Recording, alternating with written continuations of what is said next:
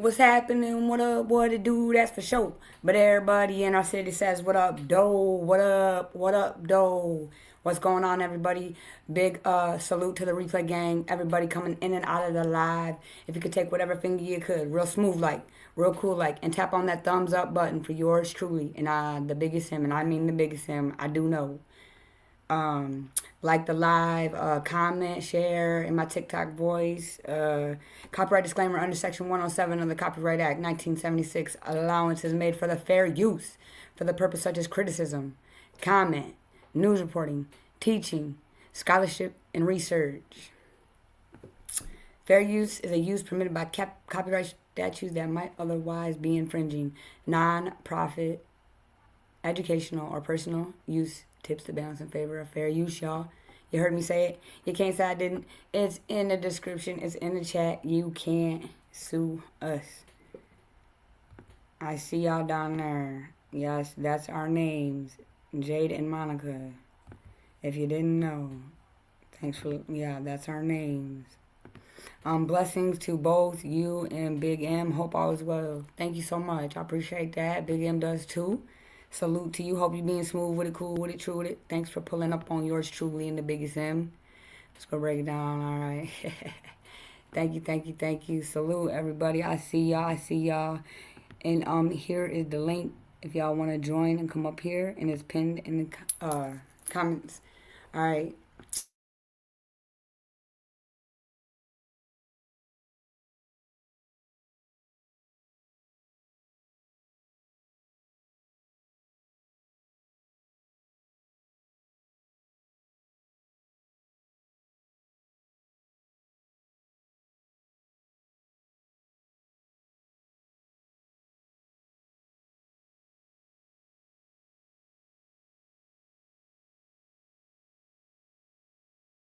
So, this case right here, y'all, what we're going to talk about, we're not going to accuse anybody.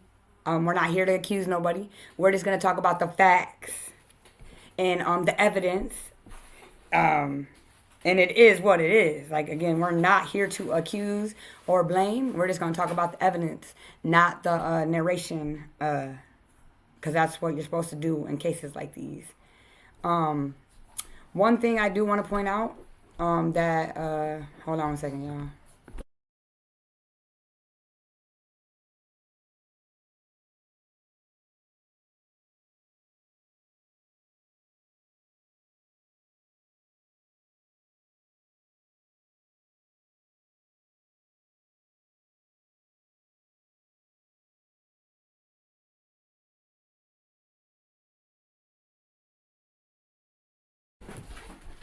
So, one thing I'm going to point out, shout out to the TikTokers and the, non-mainstream. Mainstream, it's over. Y'all can't stop it. This lady, she had to delete all her pages, y'all. She got BAN, man. But she's just a regular white tea lady. I'm going to say that. She is white tea. Shout out to you for taking your time. It doesn't matter because obviously everything's always about color. But shout out to the white tea lady on motherfucking TikTok that took the time, her free time to, break this down for everybody in mainstream. They're mad. They're mad. There's nothing they can do. Shout out to you. Shout out to her. I'm going to drop her link. Shout out to everybody that be doing this, because this is sick. And I don't think if it wasn't for her, we definitely would not be here. So shout out to you. Shout out to you and all the content creators that do their thing. But yeah, again, we are not here to blame anybody. We're just going to talk about the evidence. So right now, like the only really question we have is like what happened to Nolan? And who did it? All their stories are crumbling. That's a fact. I gotta be careful, y'all.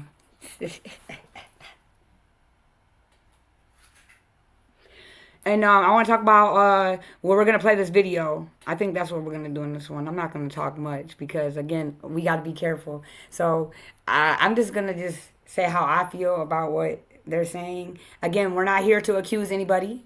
We're here to talk about the evidence. You see the title? what the evidence really shows, not the narrative. Justice for Nolan Wells. May he rest in peace. Shout out to the content creator on TikTok. Shout out to you. Shout out to you. And one thing that's pretty clear in this case that we can both, all of us can see if we can see, is there's different color skin for people involved in this case. That's just a fact. It just is what it is. They look different by their skin. Yeah. It is what it is. But let's get into it. Nolan Wells is his name. He was 18 years old. Justice for Nolan Wells. May he rest in peace.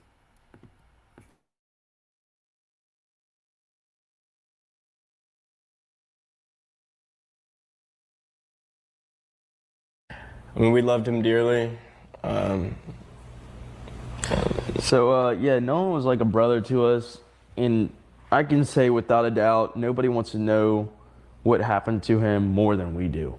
I mean, we want to know what. I mean, Nolan was like a brother to all of us. I mean, we loved him dearly.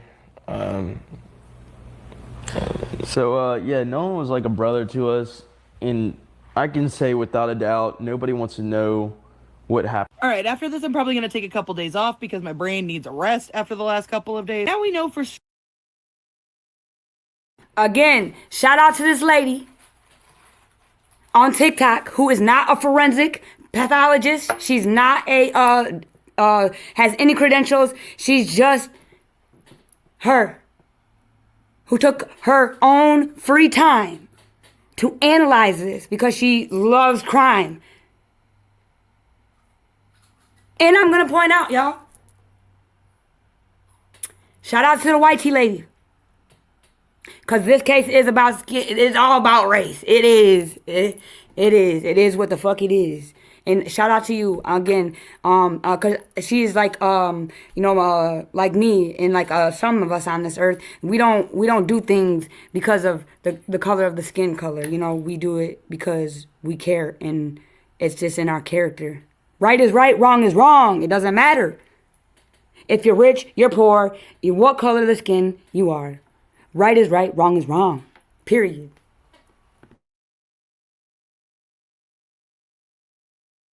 Sure that there was storage in the bow of the boat. All right, so now at this point, I am pretty sure that the Triton was there all day. They didn't switch out the boats. And I'm also pretty certain at this point that this is a real video because there's one single frame where you can see Bart's boat and you can also see the toes of somebody like dangling them off the water. So if the picture or video were AI, it would be a really bizarre thing for it to just kind of throw in. But there's zero question in my mind that this video has been altered. So then the question becomes, why would they alter this video?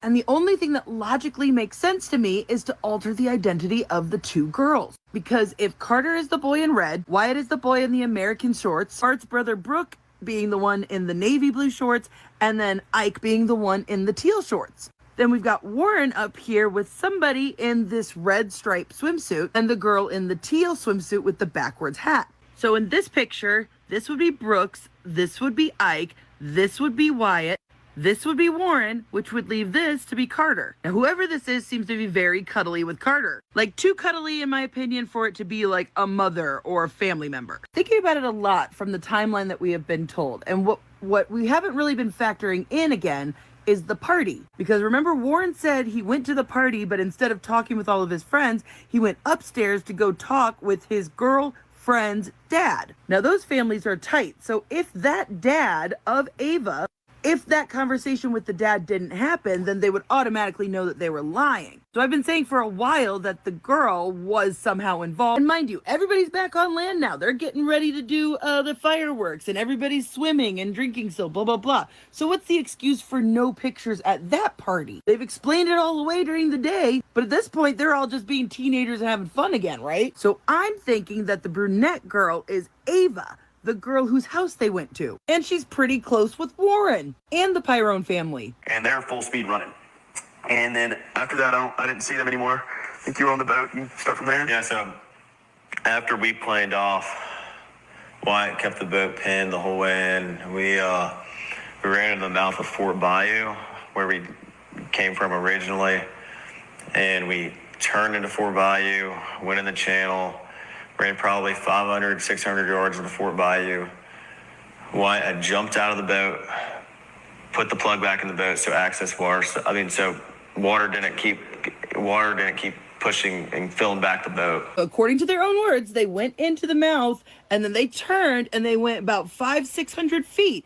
Now, mind you, the party house is right around, but they go past it and then loop back around. However, Warren just admitted that at some point they had to stop and Wyatt jumped in. Even then, you heard him stuttering over the story. Like, it wasn't a smooth transition because I think they dropped her off. Which would explain why they would go back to this party, because obviously they can't cancel the party. That looks really suspicious. Then my theory has always been that the guys all like broke off and like talked to the parents about what was going on, and that's when they formulated their whole we'll call her and then we'll call the Coast Guard plan. Remember, she is related.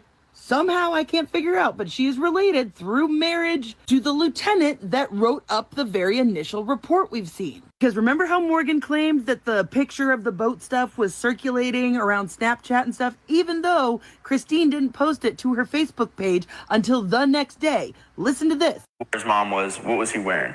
And so we were trying to remember what color his shorts were. We couldn't quite figure that out. I said black. Yeah, I think we said 'Cause black. I really did. He was wearing navy blue shorts. Yeah, it was like dark blue shorts. Dark. I just said black because I was trying to piece everything together and help out. And so at this point, we're freaking out. We don't know where our friend's at. And the girl that took the picture, she was like, okay, well, I just took this picture of today. This is what color swim trunks he was wearing. And his mom asked for that to post on Facebook to say, if you've seen him, whatever, this is what he was wearing. So remember, the girl who took the picture with the digital camera was on Wyatt's boat at the beginning of the day and then was there with them at night when they were having this discussion. So she had to have been there at the beginning and at the party at the very least. Then we remembered that the original shorts picture, well, that wasn't the color of his shorts, as we now know. So we also know for a fact that this picture did not get sent to Christine until July 5th, meaning that they had to have had that picture and then not sent it to her for hours. Because they also said this.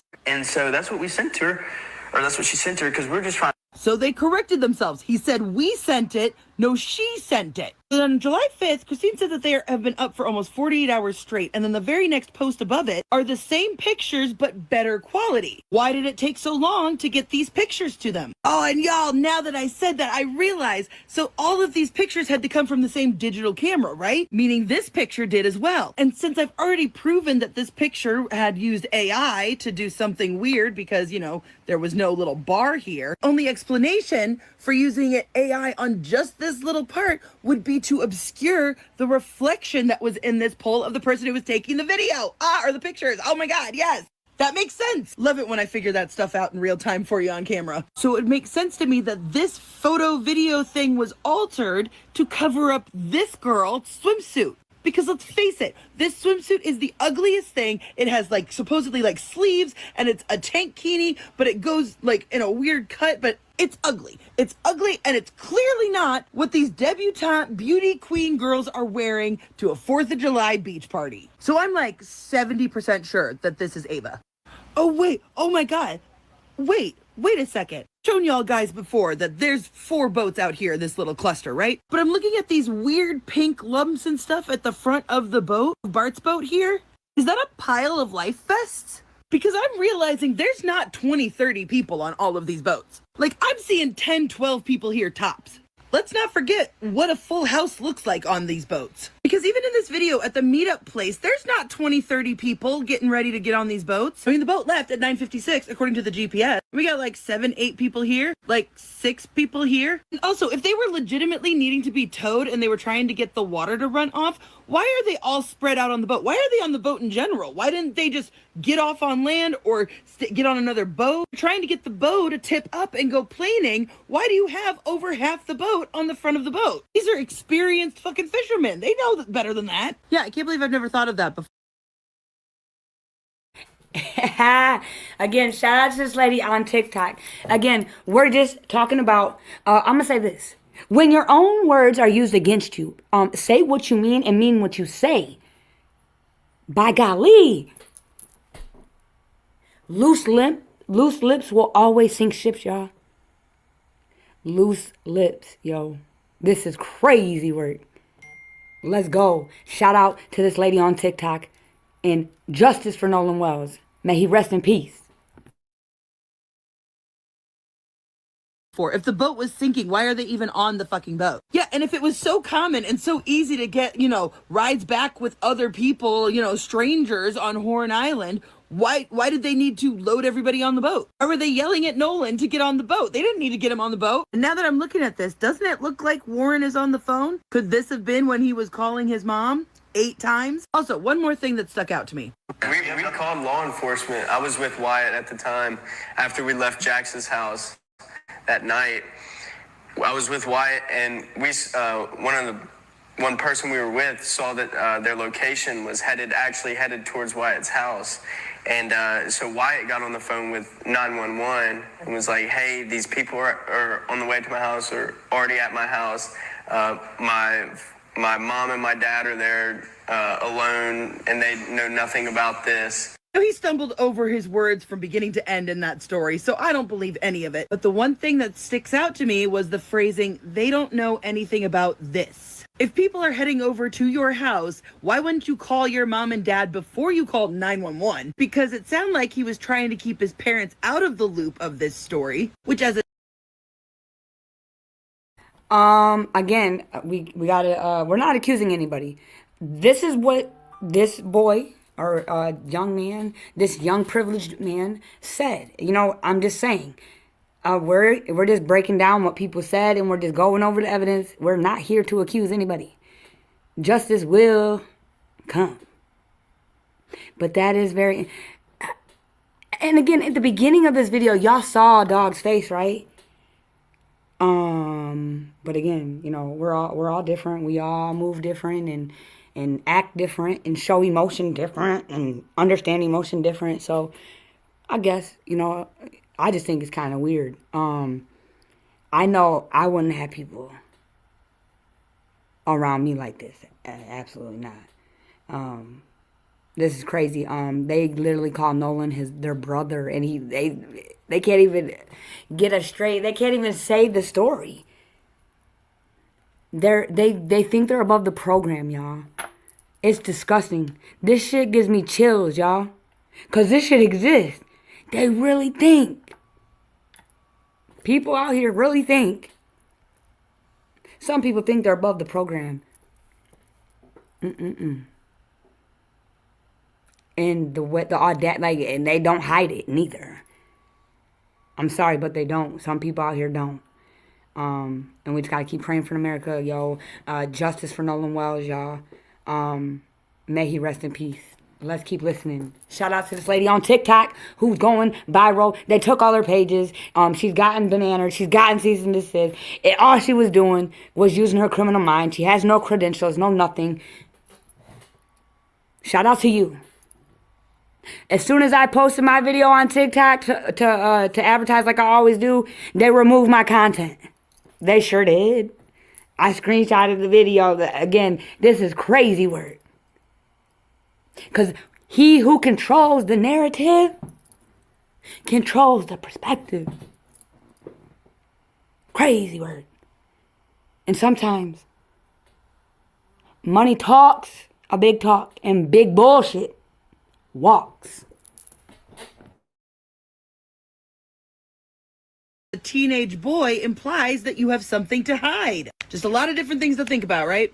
Katie dry snitched on those boys and y'all didn't even notice. Let me break it down for you, because here we've got the Snapchats from Katie, right? You're gonna notice her teal swimsuit. Right here, we're gonna notice a striped swimsuit.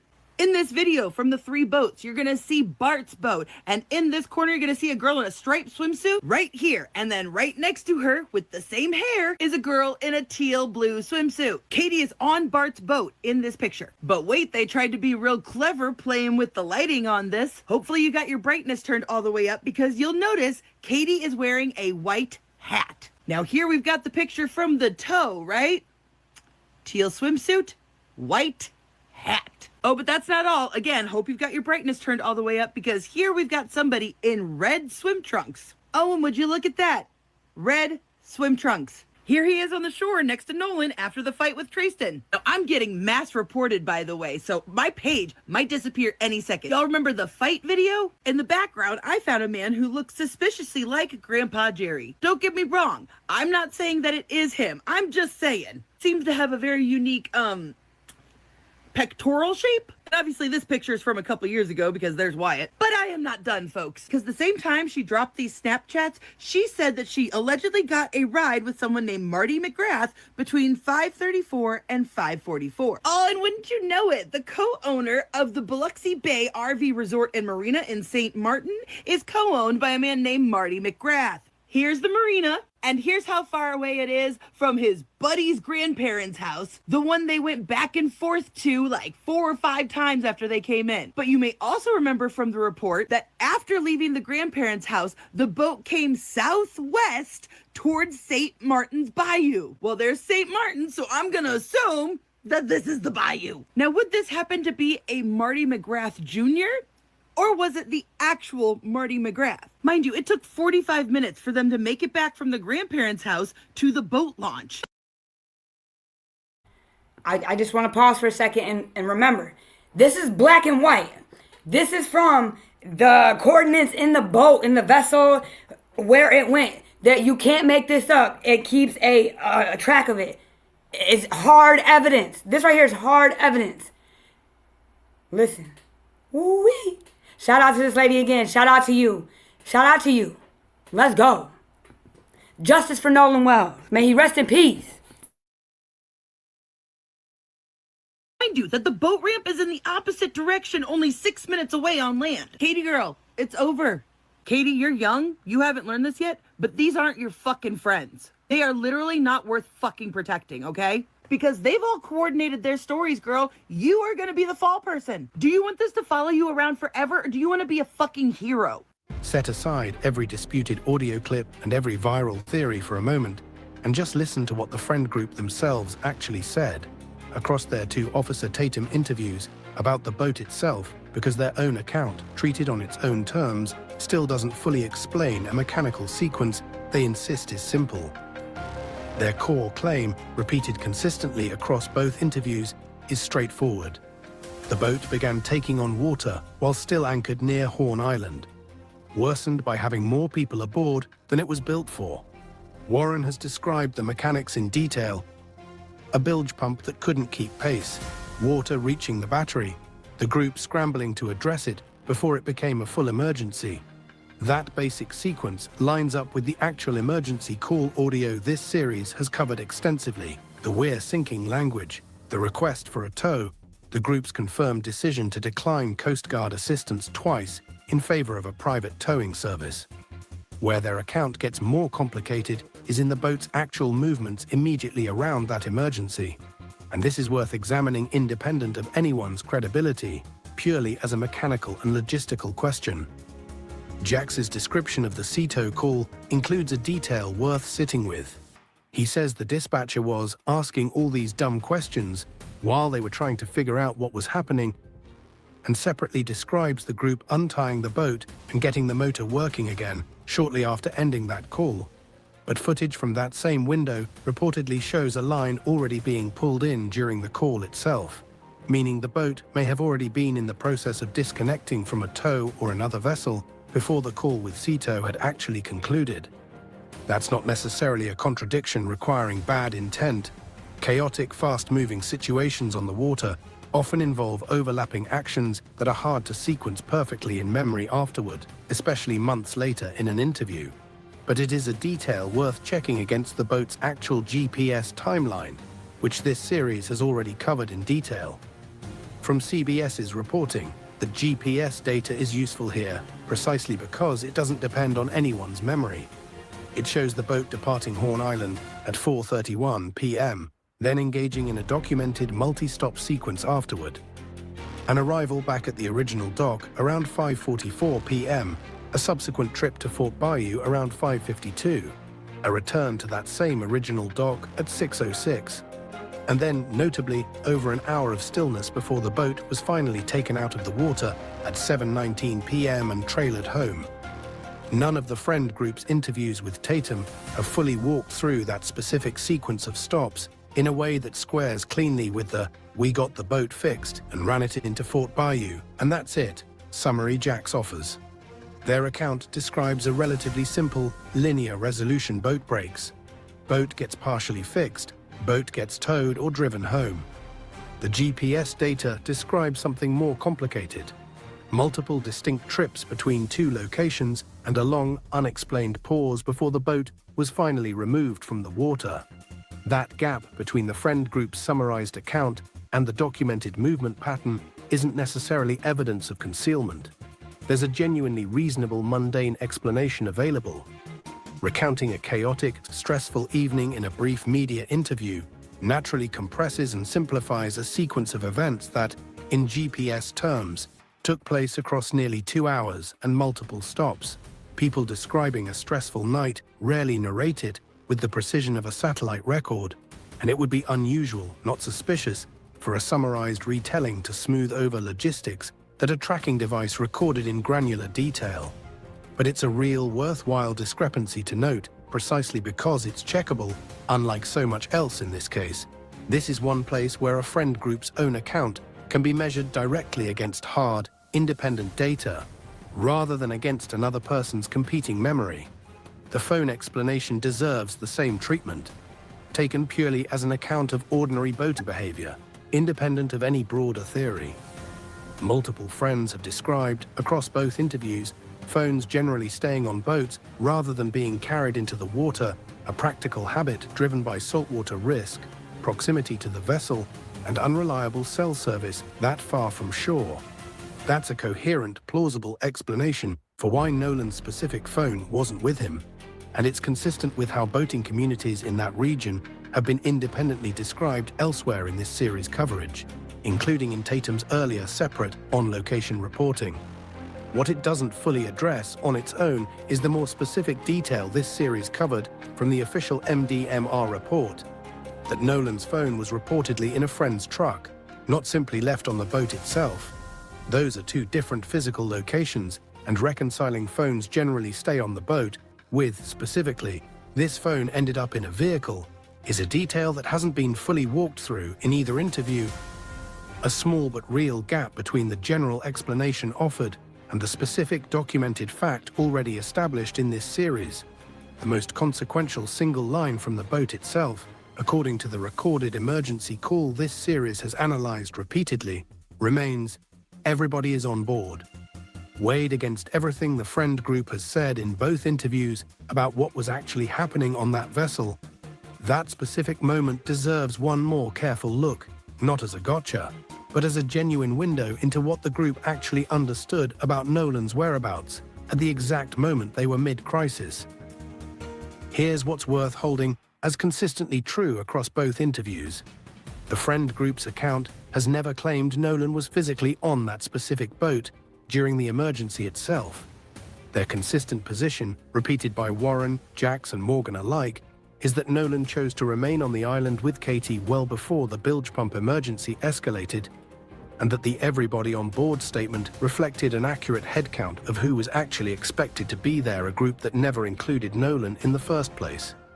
Read that way, the statement isn't a lie about a missing person.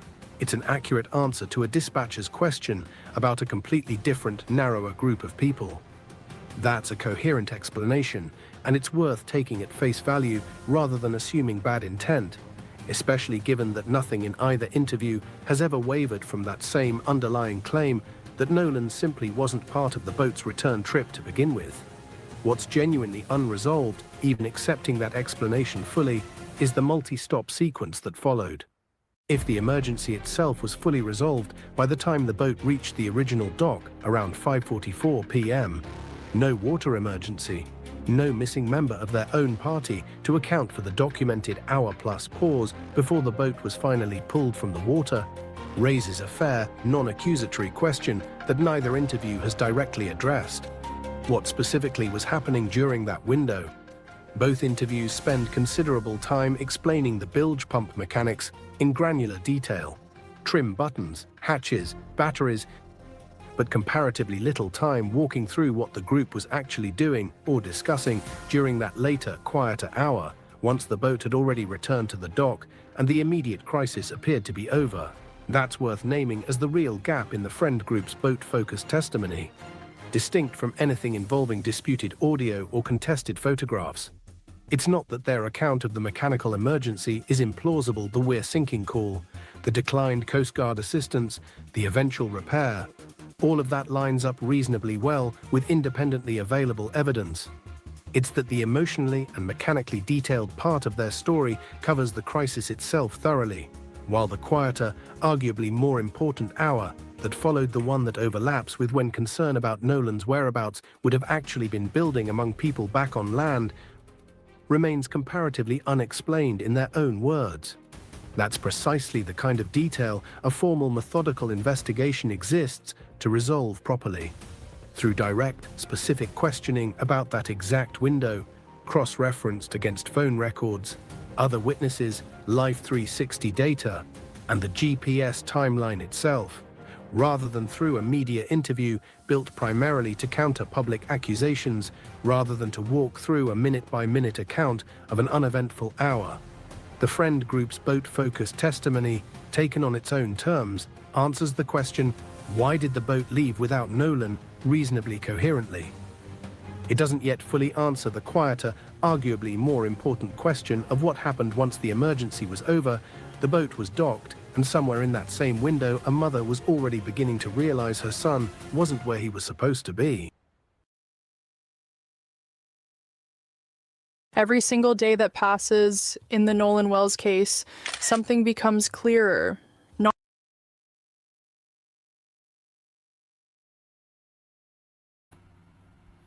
Y'all, again, justice for Nolan Wells. And then I got another video I got to show y'all again. Shout out to the lady and all the content creators that be doing this.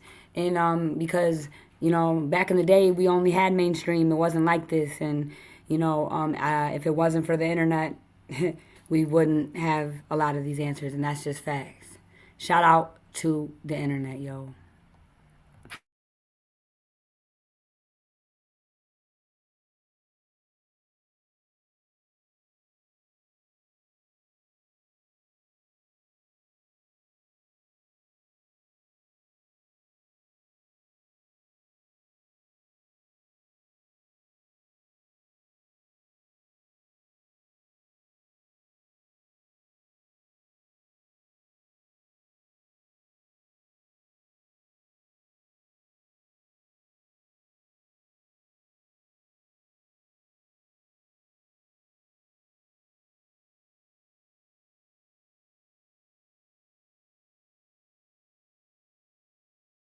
This week that has been spreading rapidly across every platform covering this story. Something about this case keeps pulling people back even as the official investigation moves quietly behind closed doors with no public updates. A TikTok creator who has been spending her own time studying every publicly available piece of evidence in the Nolan Wells case posted an analysis this week that has been spreading rapidly across every platform covering this story. And the reason it is spreading is not because she is saying something outrageous or unsupported. It is because she is saying something specific, something that connects confirmed documented facts in a sequence that produces a conclusion the official coverage has not been willing to state directly. She is not a forensic pathologist. She is not a legal expert. She is a private person paying very close attention to publicly available evidence, and she found something that most people covering this case have been circling around without landing on directly. We sourced this clip specifically for this video because what she presents deserves to be heard in full before it is analyzed. So here is what she found. Watch the whole thing. Because the analysis that follows is going to build on every specific detail she raises. And the details matter more in this case than in almost any other case we have covered on this channel. Because the difference between an accidental drowning and something else entirely lives inside the specific details. Not the broad narrative, the details. Not only have I found more evidence of a fourth boat, not only have I found a lie in their timeline, but I have also discovered a deep political connection, not only to a former governor of Mississippi, but to Turning Point USA. So first off, this picture has surfaced in which it's clearly the group of boats a little bit further out in the water all together. Now here's what is supposedly Bart's boat. We can see the Garmin on top. We can confirm this black boat from this other picture. We can see Wyatt's Triton right here, and we can confirm that by the motor. As you can see right here, has that black stripe on the white motor. Now in between the two boats is the Palm Beach. You can clearly see it labeled, and it's got that stripe, right? As you can see, the stripe is there. And yet there's this design right here and no Palm Beach. And you may be like, Jay, that doesn't prove that it's a different boat. Maybe we just can't see it, even though it should be right there according to this picture. But if you look in this video, you can see that there is a black propeller right there. See black propeller, and you can very clearly see the Palm Beach right there on the side. And if you look really carefully in this photo, you can see right there a black propeller. There's another boat on the other side of these three boats. And given the lack of the name on the boat and the black propeller, I'm going to assume the Palm Beach is on the other side, which means there's 4 boats right here. Then I rewatched Warren's interview. And I woke up at my buddy's house, and we went to McDonald's, got food. No one was not with me. And I went and got breakfast. I had my buddy's boat hooked up to my truck. And, well, first I ran to my house, then I went to McDonald's and came back. And the boat was already hooked up to my truck. My buddy, Wyatt, and I went, and with my buddies, we went, filled the top of the boat off, loaded it down with ice, and just got everything ready. Then Wyatt went and put his smaller boat in the water, which is the Palm Beach. He's an 18-foot Palm Beach, and I drove the boat from Fort Bayou Boat Launch to my buddy's grandparents' house, and that's where we all planned to meet up that day. So Wyatt had his buddy's boat already hooked up to the back of his truck. He said he and Wyatt and his other buddy went and got ice and filled up the boats. And Wyatt went and put the Palm Beach, his smaller boat, into the water. And we know that there was a second boat, the Triton, that was driven by Wyatt. Wyatt had 2 boats in the water. Who was driving his other boat? Nolan was on Wyatt Pyron's 22 Triton. On the way out, I went with my buddy Bart because we had a lot of friends from college coming down, and I called Bart that morning. I was like, "Hey man, can you take your boat out?" And he was like, "Yeah, well, my dad's decided not to go, and I'll take the boat, and I'll take you and your friends." Of course, I mean, he's a buddy of mine. And so Bart pulled up at the dock, and I mean, I rode out there with Bart and a lot of the girls that go to college with my friends and I, and Nolan rode out on the Triton, and then we had a Palm Beach, 18 Palm Beach. There was 4 guys on that. There was like 8 people on the Triton, and then there was 8 or 9 people on the Triton, and then there was the rest of the group, which was ranged from maybe 10 to 15 or 16 people. Now wait a minute. So Warren already had a boat hooked up when he woke up that morning. I'm assuming that that had to be the Triton that was hooked up, right? Then he said that Wyatt went and put his smaller boat, the Palm Beach, into the water. Then Warren said that he was the one who drove the Palm Beach to their friend's dock. Assuming that Wyatt drove the Triton to the dock and Bart drove his own boat to that dock, who drove the Palm Beach out to the water then? Because he said that he got a ride in with Bart, even though at one point during the interview he said all of his stuff was on the Palm Beach. So it sounds to me like Warren was the one driving the Palm Beach. I'm also like, what parent would let their kid, who's obviously going off to party, take 2 of their boats and let their drunk friends drive? Like, it isn't making sense to me. I mean, maybe these parents are just shitty parents and irresponsible. Then he also said that he contacted Bart that morning to see if he could come. And Bart was like, yeah, I can give all your friends a ride, blah, blah, blah. According to him, there were 10-ish people, 15 people on that boat. So where were those people originally supposed to ride in on? They'd been planning it for weeks. They were excited about it. Why did Bart have to suddenly step in and take all these people? And remember, Bart said that his dad had canceled going out on the boat that day, so he could do it. Something's not adding up here. And I just want to stop this and say this. That does make sense. Like, you know, I don't know. I don't think maybe those are their boats. I don't know. We don't know. But, you know, we did hear on the phone call,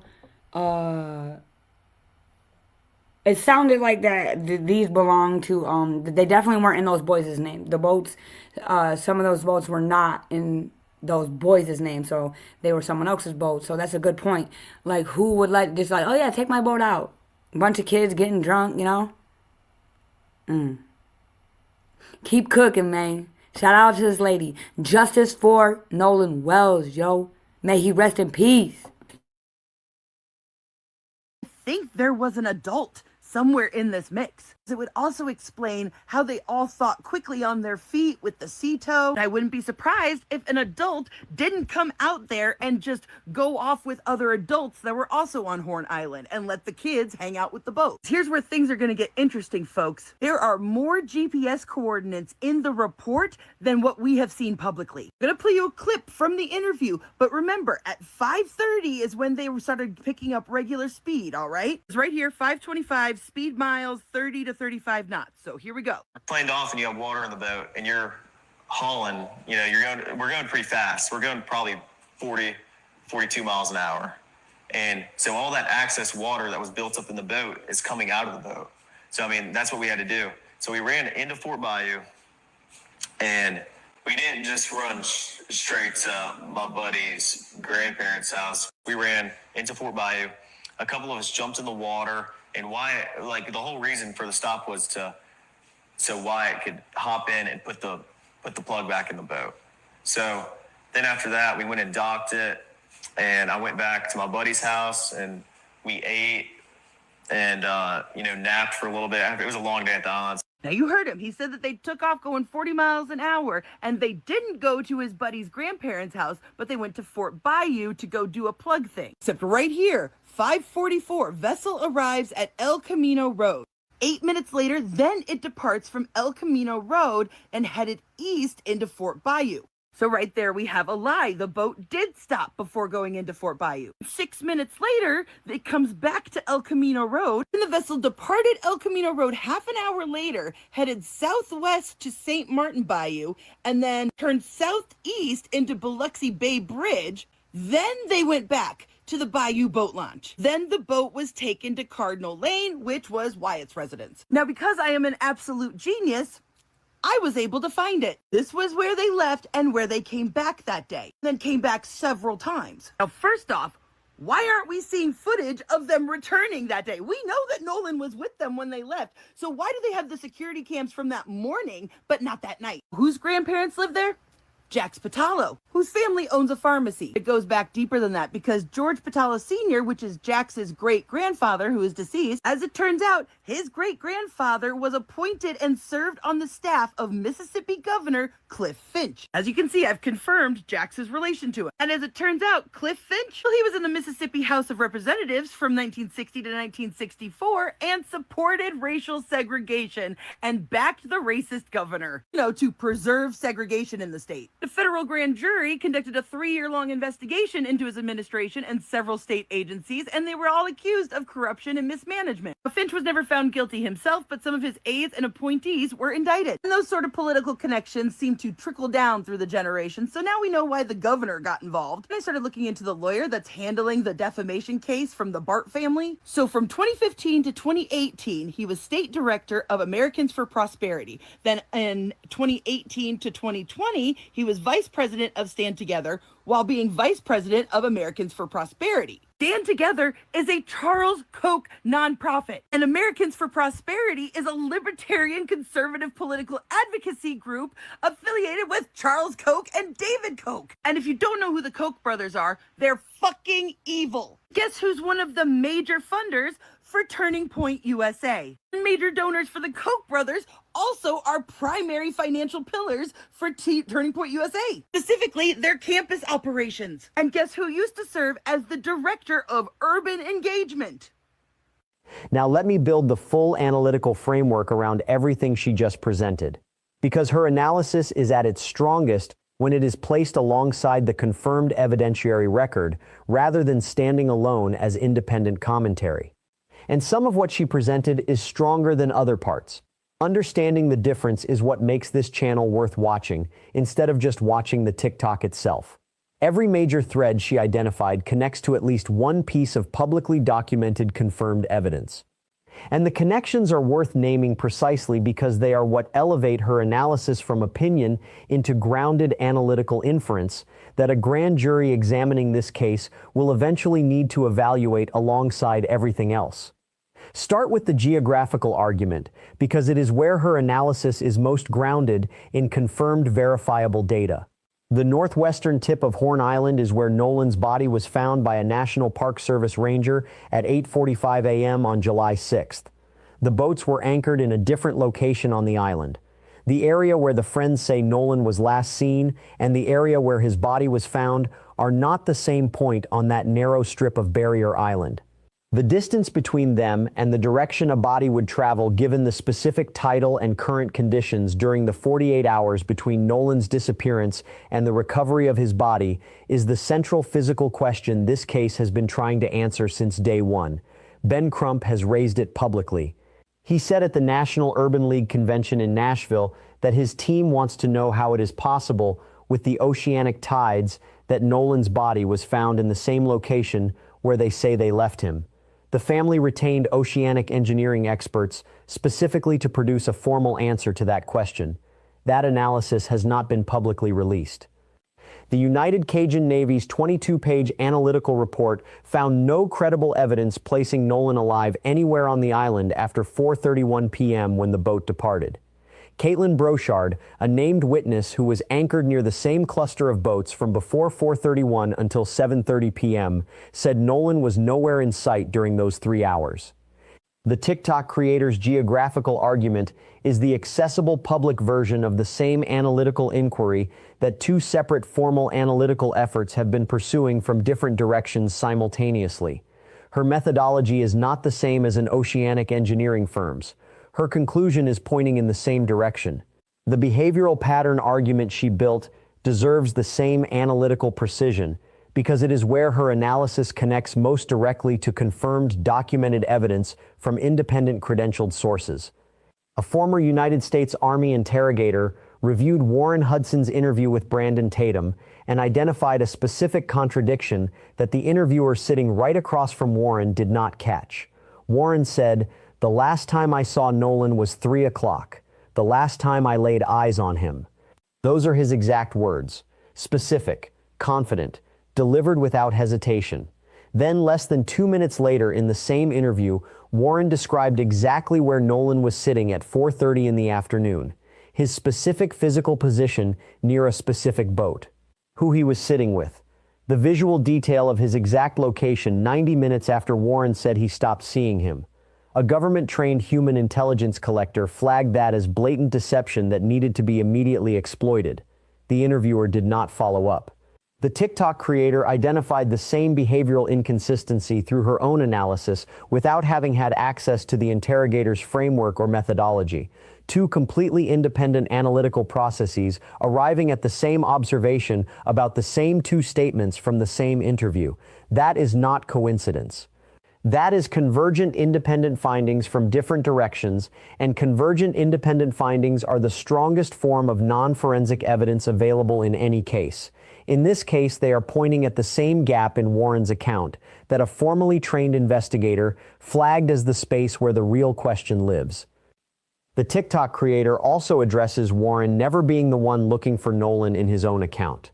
This is the observation that has been appearing independently across multiple analytical sources covering this case. Warren calls Nolan his brother across every interview.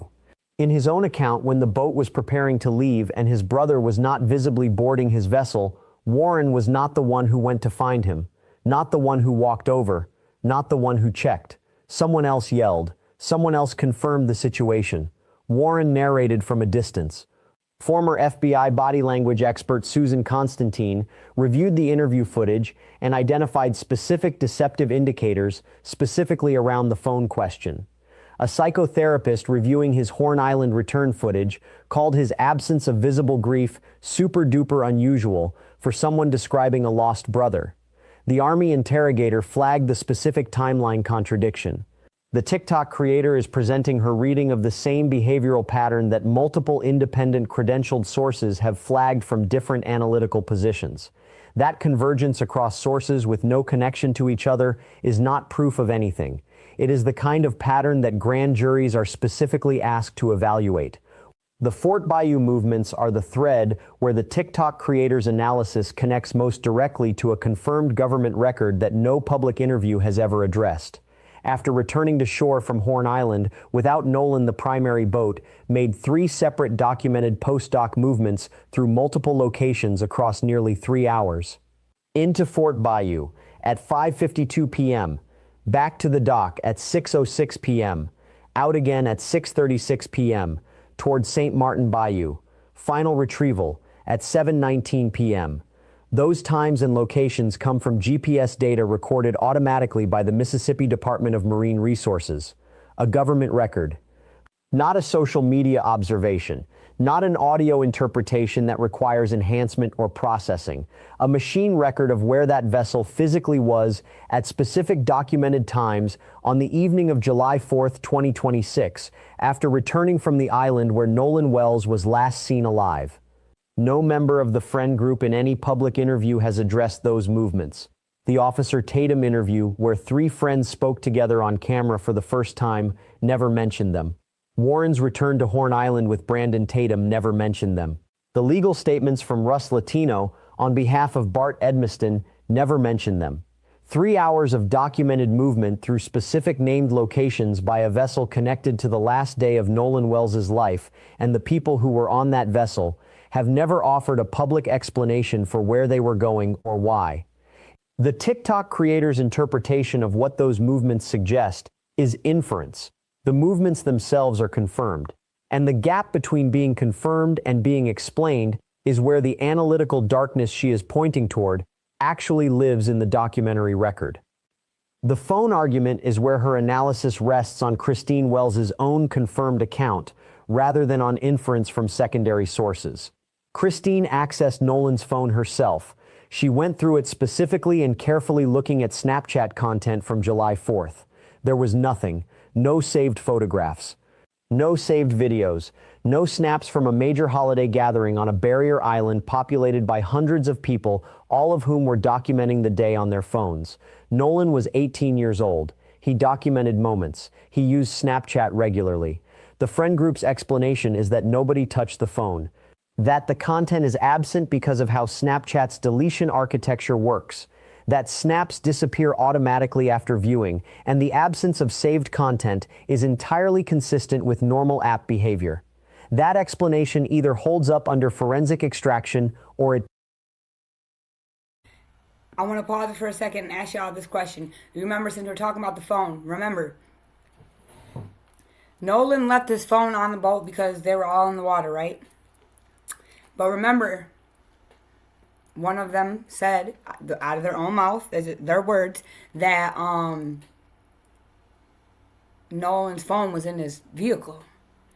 But how did Nolan's phone get from the boat to the vehicle?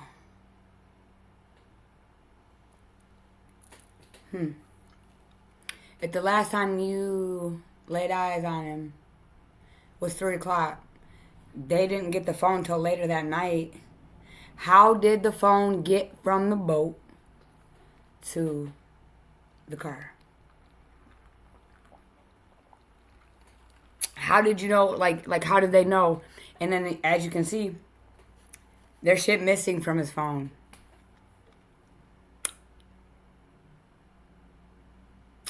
It was done so well, it had to be a plan. And with friends like these, Nolan didn't need enemies, man. May he rest in peace. Justice for Nolan Wells.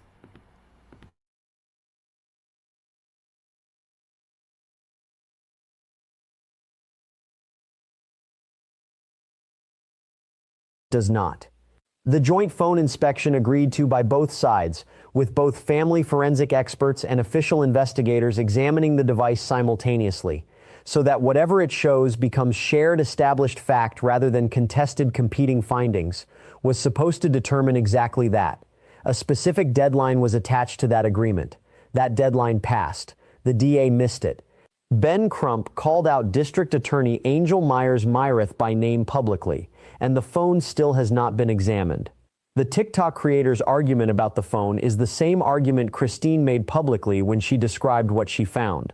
The forensic determination of what caused that absence is what the missed inspection was supposed to produce and has not. Now here is the honest analytical assessment that this analysis requires, because intellectual honesty is what separates credible coverage from content that loses an audience's trust the moment something is corrected or overstated. What the TikTok creator establishes with confirmed documented evidence. A series of specific facts that individually carry innocent explanations and that collectively produce a pattern pointing towards something more deliberate than accidental drowning. The northwestern tip location that Crump's own oceanic engineering team is formally examining. The timeline contradiction in Warren's interview that an Army interrogator flagged as blatant deception. The Fort Bayou movements that no friend group interview has ever addressed.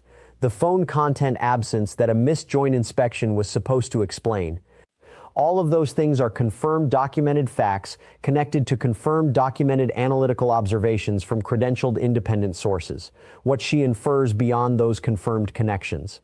A specific intentional chain of events connecting all of those facts into a coherent account of what she believes happened to Nolan Wells on July 4th. That inference is not supported by forensic evidence that has been publicly released. It is supported by the same pattern of confirmed facts that formal investigators with access to everything not publicly available are building their own case from. The difference between what she can establish and what investigators can establish is the difference between publicly available evidence and everything else, and the grand jury examining this case will see everything else. Here is what the convergence of independent analytical sources tells us about where this case is heading.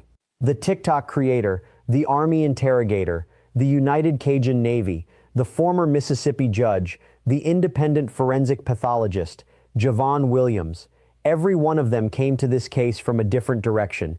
Every one of them used different tools and different methodologies. Every one of them arrived in the same general territory. Something about the official accidental drowning position does not hold up against the publicly available evidence when that evidence is examined carefully in sequence rather than in isolation.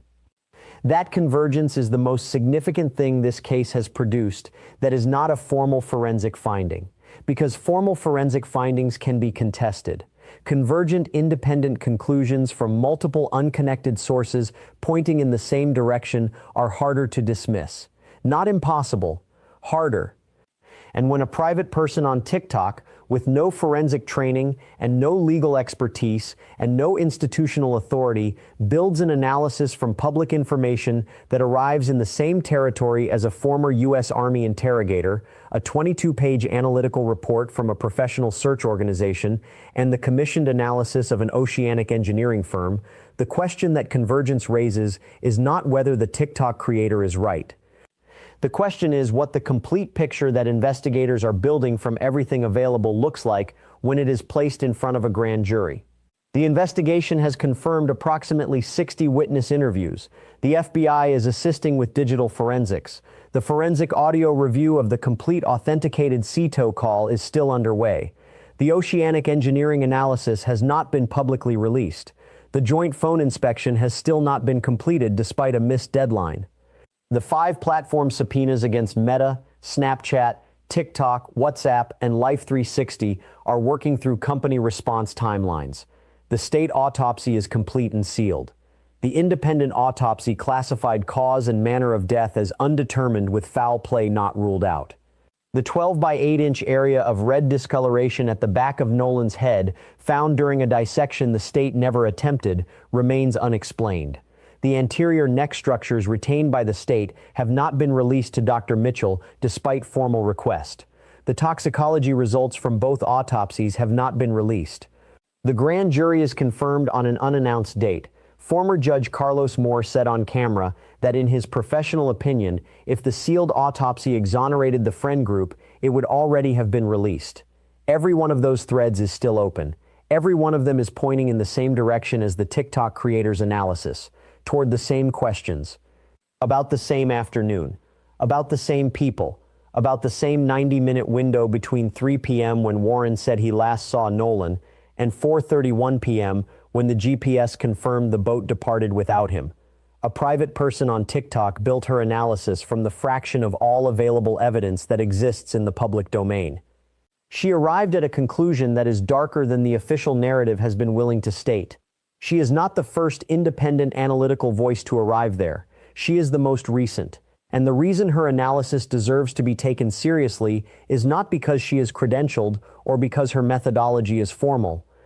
It is because the confirmed documented facts she built her analysis on are real and verified, and because the conclusion those facts support when placed in sequence rather than examined in isolation is the same conclusion that multiple credentialed independent sources have been circling without landing on directly. The grand jury will land on it directly, with access to everything the TikTok creator could not see. Everything the investigators have been building quietly behind the official silence that has characterized this case from the beginning. Nolan Wells was 18 years old. He had a way of making people feel seen, welcomed, and valued. He went to Horn Island with people who called him their brother. He was the only one who did not come home. A TikTok creator spent her own time and her own attention connecting the publicly available dots and found something darker than the official narrative. Something is moving, and it is moving in the direction she pointed. If you have made it this far, do not forget to subscribe so you can stay updated as this case develops. Something is moving. I will talk to you very soon.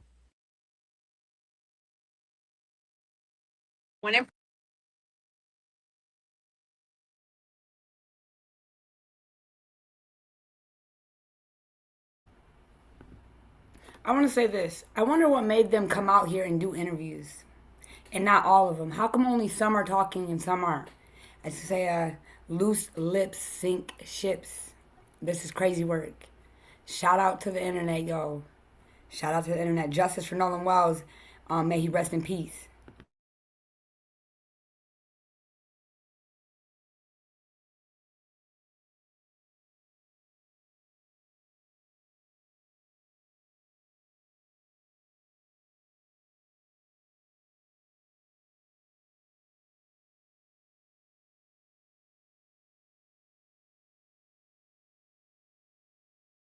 We're still talking. We've already established that. Here's the other, you know what? I'm going to let you think about what you just said. Are you this could sitting just down, be a Morris? drowning. I'm sitting down, and this could just be a drowning, and that's why they're looking at Yes, it that could. way, because Nobody's nothing's told fighting them with it's a. you yet.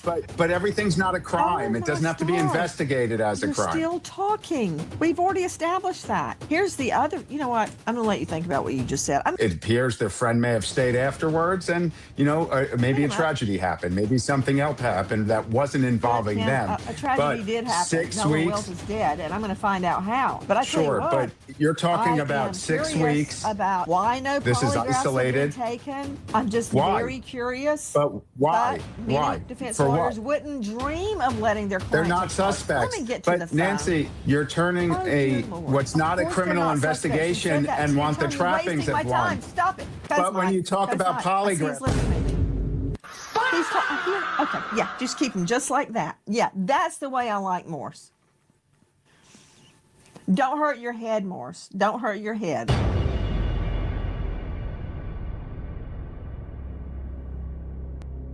Although everybody may not agree with Nancy Grace, I would like to add that I respect anybody that's showing up every day and putting in the work. Not only that, I see that she demands answers, along with putting somebody in their place when need be. But in the latest information we have is that Nolan Wells' family, along with the DA and the other side, is about to link up to examine Nolan Wells' phone. And one thing I can agree with Nancy Grace and what she said about Christine Wansley is that their family is afraid. Imagine being in a state where nobody can protect you. You lose your child, and the people that are supposed to be helping you are helping the people that might be responsible for it or maybe withholding some information. And everyone start playing the victim and ignore your situation. Hey, y'all, I want to say this really quickly. People are on here, or, they're saying that there's arrest in the Nolan Wells case. There was an arrest, but not in this case. Someone threatened a judge and was arrested, but Nolan's mom can keep being threatened, her job, people threatening her, and no arrest, no nothing. But the YT judge gets threatened and they're arrested immediately, and then people take it and run with it and are just for coverage to say that there's arrest in the Nolan Wells case. No, someone was arrested for threatening a white T judge, but his mother, who's grieving her son, they were making reports at her job, trying to get her fired, intimidating her. Don't give a fuck. I wonder what the difference might be. Oh, the color of their skin. I see you down there, Lizette. Salute. Thanks for pulling up on yours truly and the biggest him, and I mean the biggest him I do know. Thank you. Let's keep listening, y'all. Justice for Nolan Wells. May he rest in peace. So I understand. They are terrified, y'all, to give up that phone. But before we get into that, y'all make sure y'all hype this video. Make sure you're liking to get this out there in the algorithm. And it's sad. I would be scared too. But I wouldn't be scared. I would just know what I'm dealing with. So I'm getting everything. I'm taking pictures. I'm downloading several times. Like, I'm getting, and what they don't know, you know what I'm saying? Like, they can't stop you from taking, you know, and again, it's sad. They said that they could all sit down together and, I see you, Big M. Fuck,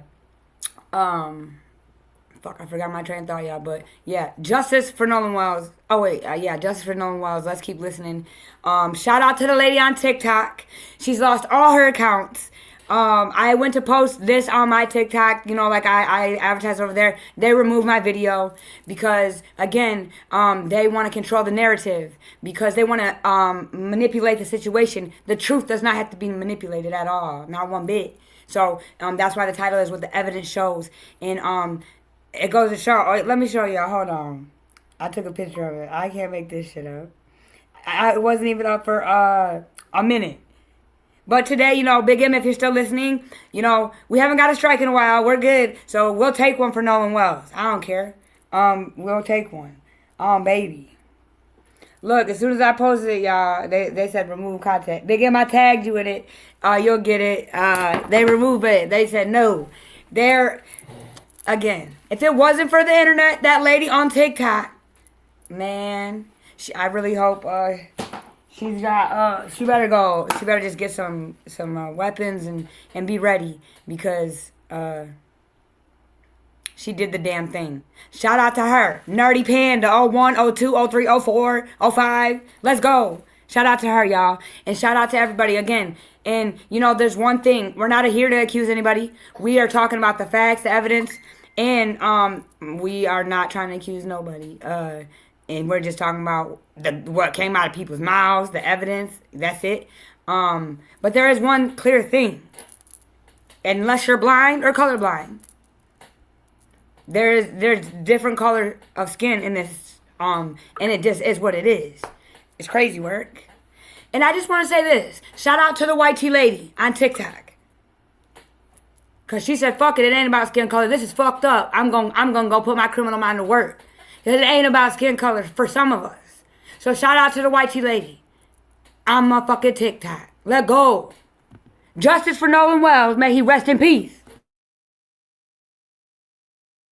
And make sure you subscribe. Check this out, y'all. The Jackson County DA's office, as well as our forensic team, and possibly the FBI, we're going to together download and examine the phone. So it's done one time with everybody together, right? This is very common in the law. This is what is supposed to happen. We are waiting for the DA to determine the time. Big M, I'm gonna say this. And anybody that them JKKK people, this shit is sick as fuck. Yes, it is. It's crazy. You know, his throat's missing, his fucking organs are missing from the eye. What the fuck? Quit playing with us. Cause there's some things that money can't buy. There really is. Woo-wee. This shit gives me chills. I've been watching this shit all morning. This shit gives me chills. It exists. And I'm going to say it again. With friends like these, Nolan didn't need fucking enemies. And this shit was planned. This shit was conspired.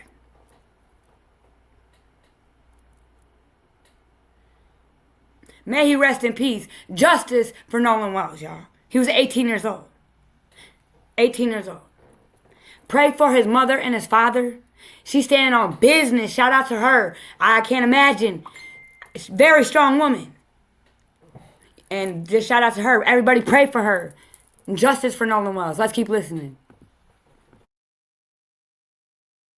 The place, the date, let us know, and we are going to be there with our forensics team and anybody else, but it's done one time, one examination. We're ready for it to happen. They're not hiding the phone. They just don't trust for the DA to have the phone alone without an independent investigation into the phone, someone who's not biased. The family is afraid.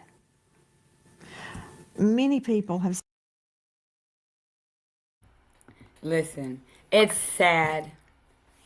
How can this be okay? She just lost her fucking son. But this is America. I just live here. I don't make the fucking people or the rules. But the shit exists. Privileged. I wonder what's gonna happen if it comes down to privilege versus privilege. Because they're gonna have to do something about this shit. It's too fucking in our face. Shout out to everybody who's doing their thing. Because Mississippi ain't doing shit. But what's going to happen when it comes down to privilege versus privilege? Is it going to be the poorest privileged man that goes down? Because now it's going to come down to green versus green, right? Gosh darn. Nolan Wells, rest in peace. He was 18 years old. Justice for Nolan Wells. Seeing injustice in other cases that have nothing to do with them. And I believe they fear evidence will be destroyed or mishandled. And it. Yeah, I'm finna get cooked up real quick because look, they should be feared. Okay. The first autopsy that was done, because 2 had to be done. The guy that has credentials or whatever the fuck, he receives a body. So, okay. He thinks, oh, this body's missing, the throat and some shit in the lungs. Or who fucking even knows? And he doesn't think that's odd. He's just like, oh, it's probably they're just bringing it. It's just probably, what? Quit playing with us. They couldn't remove his head, and the one thing that we do have is hard evidence. There is there's a spot on the back of his head that they don't know is from decomposing or blunt trauma, not from drowning, blunt trauma. But when they found his body, y'all, he was face down.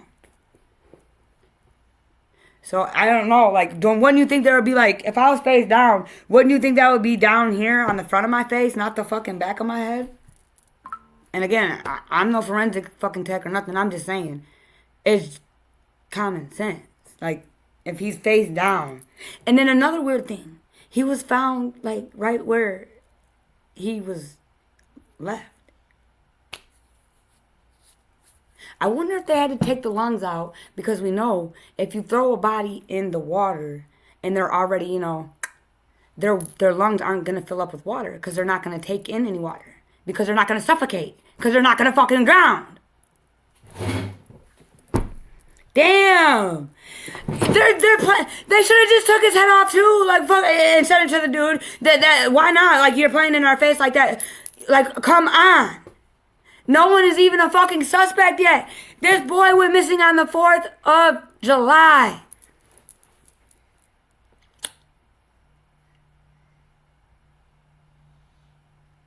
I don't know, y'all. Some things might not ever change, but I'll be damned. Again, Big M, if you're still listening, we might be getting we're clear. We ain't got no strikes. We ain't got one in a while. We'll take one today. I will take one today because, it's worth it for Nolan Wells. This is fucking diabolical. This is crazy.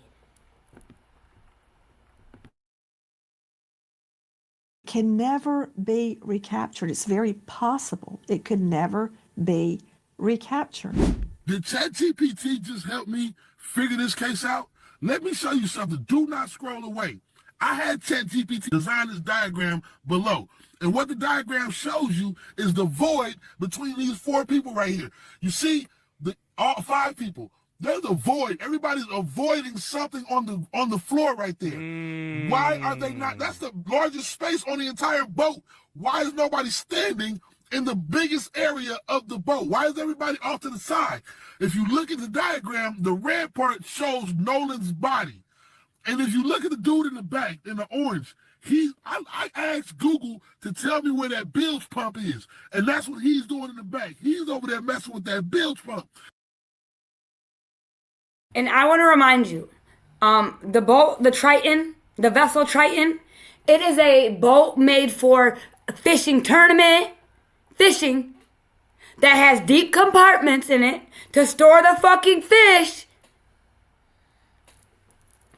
not to fucking party on and carry loads of people. It's for loads of fish. I'm just saying.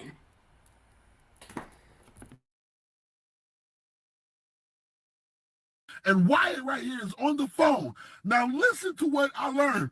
Now, when Wyatt was on that phone call with the CETO company on the stress call, he says that the lady asked him, what is your GPS coordinates? Wyatt says, let me go look. So he had to have been over here with all the commotion going on while he's over here messing with that bilge pump. Wyatt was over here, and he left from over here to go over here to check the coordinates. As you can see, he's on the phone right there where the coordinates is. And if you look at the diagram, you can literally see where Nolan's body could possibly be in this picture where you can't see it.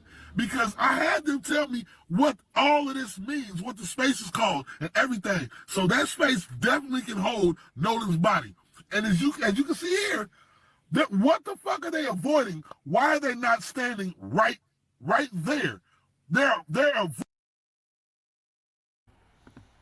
Y'all, is this just a coincidence? I don't know. I'm not trying to ride on the edge of the boat. I've been on a lot of boats, okay? I'm definitely standing on the floor. You know what I'm saying? I'm not standing up because like you could hit a wave. It's gonna be rocky. I was just on a boat a little bit ago. I was doing my thing, but I was on the floor, or I was straddling something. I wasn't on the edge of the boat. That's crazy. I wonder what they're trying not to. I don't know. It's just crazy. Because again, the Triton is a fishing boat for fishing tournaments, for storing fish. And there's deep vessels and compartments and shit like that. So remember, dude on the phone didn't want his parents to know. So they called the police on Nolan's people. Nolan's people. Because they were on their way to go look for the phone. And they didn't want them there. Why didn't y'all want them at that boat? Without y'all. Did you not want them opening certain compartments and shit?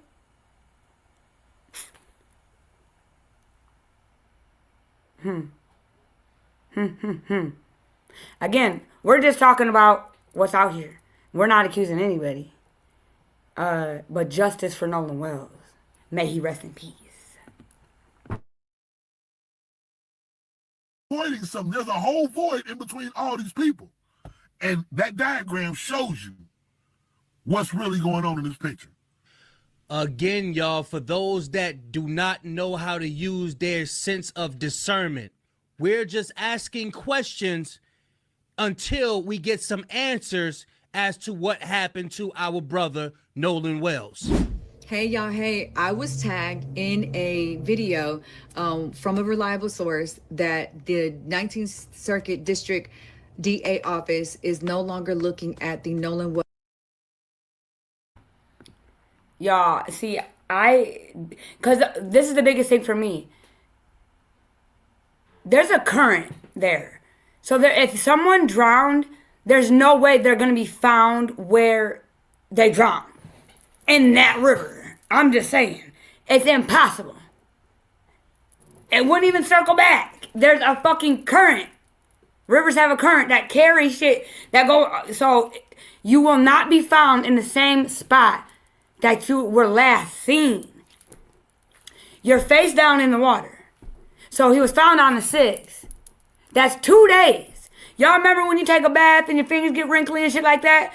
Your body is going to swell up and shit like that. None of that.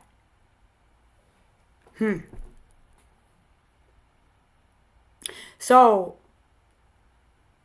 I think that they something happened, whatever happened, and they hid him and they waited till it was over. They could and then they dropped it off right where he was last seen. I don't know who, I don't know when, but he didn't drown. The water didn't unalive Nolan. It didn't.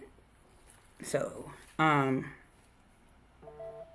only way for the water didn't do that. The water didn't do that. And again, remember, his throat's missing and his lungs are missing, and it was an accident and a misunderstanding, I guess, in the fucking transfer of the body or whatever. But just a fucking coincidence, huh? Justice for Nolan Wells. May he rest in peace. Case as an accidental drowning. However, they are now have moved on to looking at it into a criminal investigation, and I think that is great news. I don't want to get too excited yet because I did go searching in the news outlets and things of that nature, Ben Crump and other people who have been keeping up with this case, and they have yet to mention that yet. So I don't want to get too excited, but the source is very reliable, and he is saying that his inside source has told him that this is what the DA office is now moving into, looking at it as a criminal investigation. I always say I want to be excited, y'all. I really do want to be excited. I don't want to be a Debbie Downer. So I'm praying and I'm hopeful that, later this evening, hopefully something will pop up on the media, the news outlets to confirm. And I'm going to add, whatever they give us, y'all, do not get overexcited because they are watching these videos and they use the videos as a gauge to see whatever they give us. Are they going to be excited if we just take somebody into custody? Will they forget about it if we just bring somebody into custody for questioning? No, that isn't a sentence. So no, we are not going to get that excited. Sam here for a Nolan Xavier Wells update. And excuse me, everybody is now pointing out that Charles and TMZ are now backpedaling on everything they said because Charles was recently being interviewed, and I think it was by Don Lemon, and he's like, yeah, it's odd that they're going off on Officer Race Tatum's podcast. It's odd that they did this. It's odd that they did that. Privileged. You can't just, we go back on it. You can't redact your fucking, this is some serious shit. But they're privileged. They can do what the fuck they want. Yeah. It exists. So does entitlement, but they're two different things. But this is what we're seeing is privileged. Nolan Wells is his name. May he rest in peace. Justice for Nolan Wells. But TMZ, you have been the ones supporting these young men's PR crusade this entire time.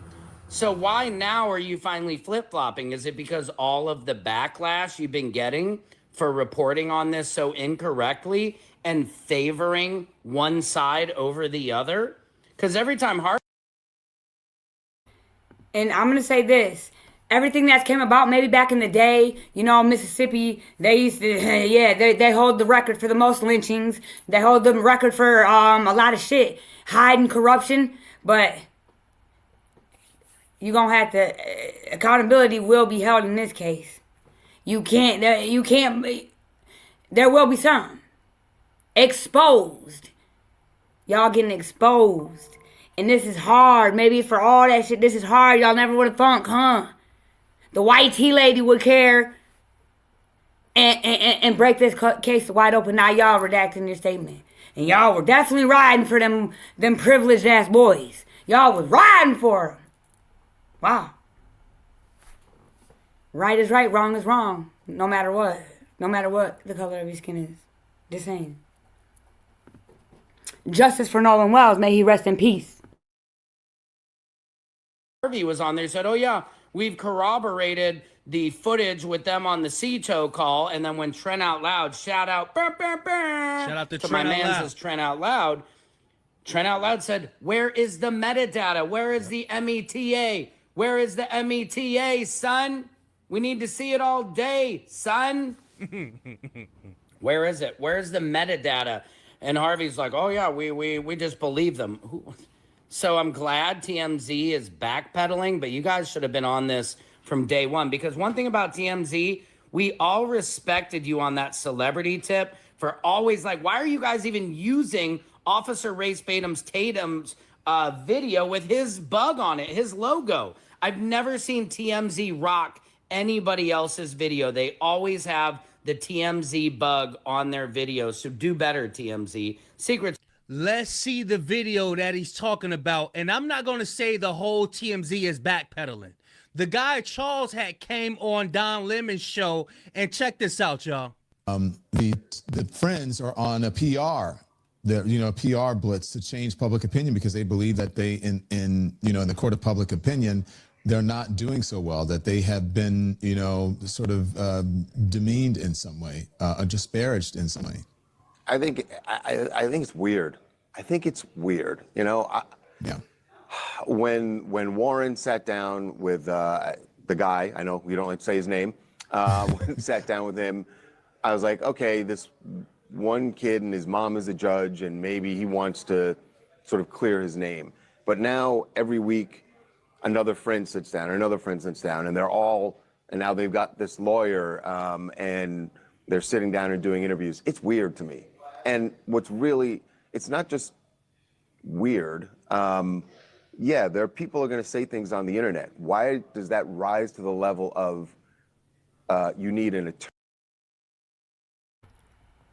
What up, though, Tita? I see you down there. Salute. I know you being smooth with it, cool with it, true with it. Thanks for pulling up on yours, truly. Yeah, this is getting deep. This is getting deep, ain't it?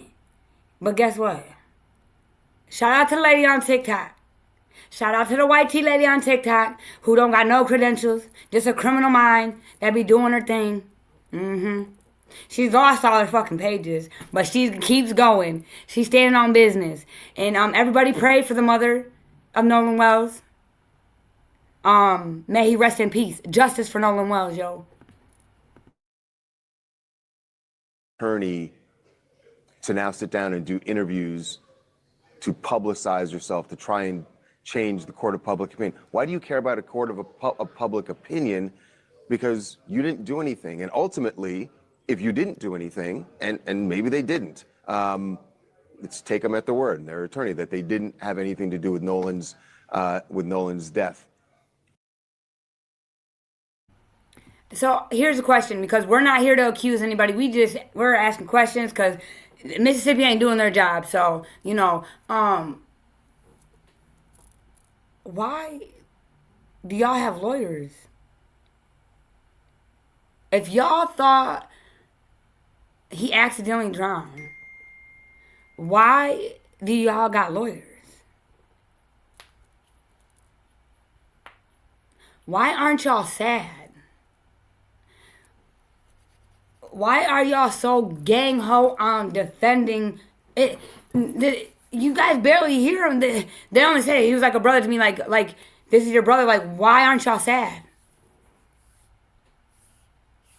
You guys are acting real fucking suspect. I do know that. We're not accusing anybody. I'm saying, in my opinion, they're real fucking suspect. I'm just saying.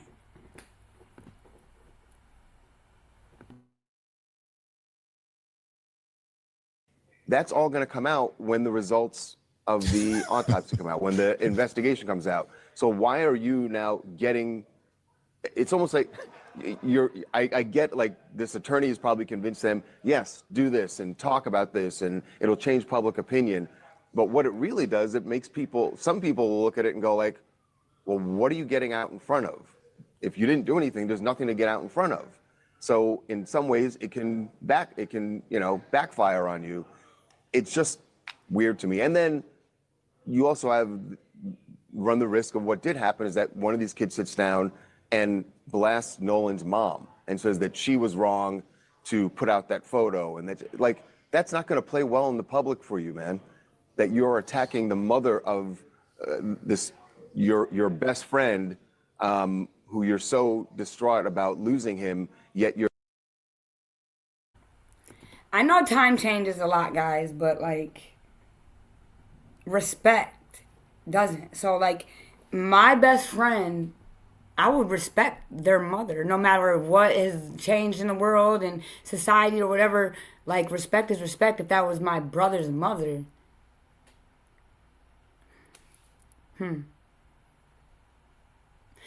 It sounds like they didn't fuck with Nolan, really. Sounds like they would. He was something. He was. I don't know. There was a reason, like they benefited, or they benefited from being around Nolan because it wasn't because they genuinely wanted to be. Because again, they planned this shit. They thought it was done so well. It had to be a plan. And with friends like these, Nolan didn't need enemies, y'all. May he rest in peace. You're doing an interview where you're attacking his mom. Yeah. It's just stupid. Like, the old saying is, anything you say can and will be used against you in a court of law, but also in the court of public opinion.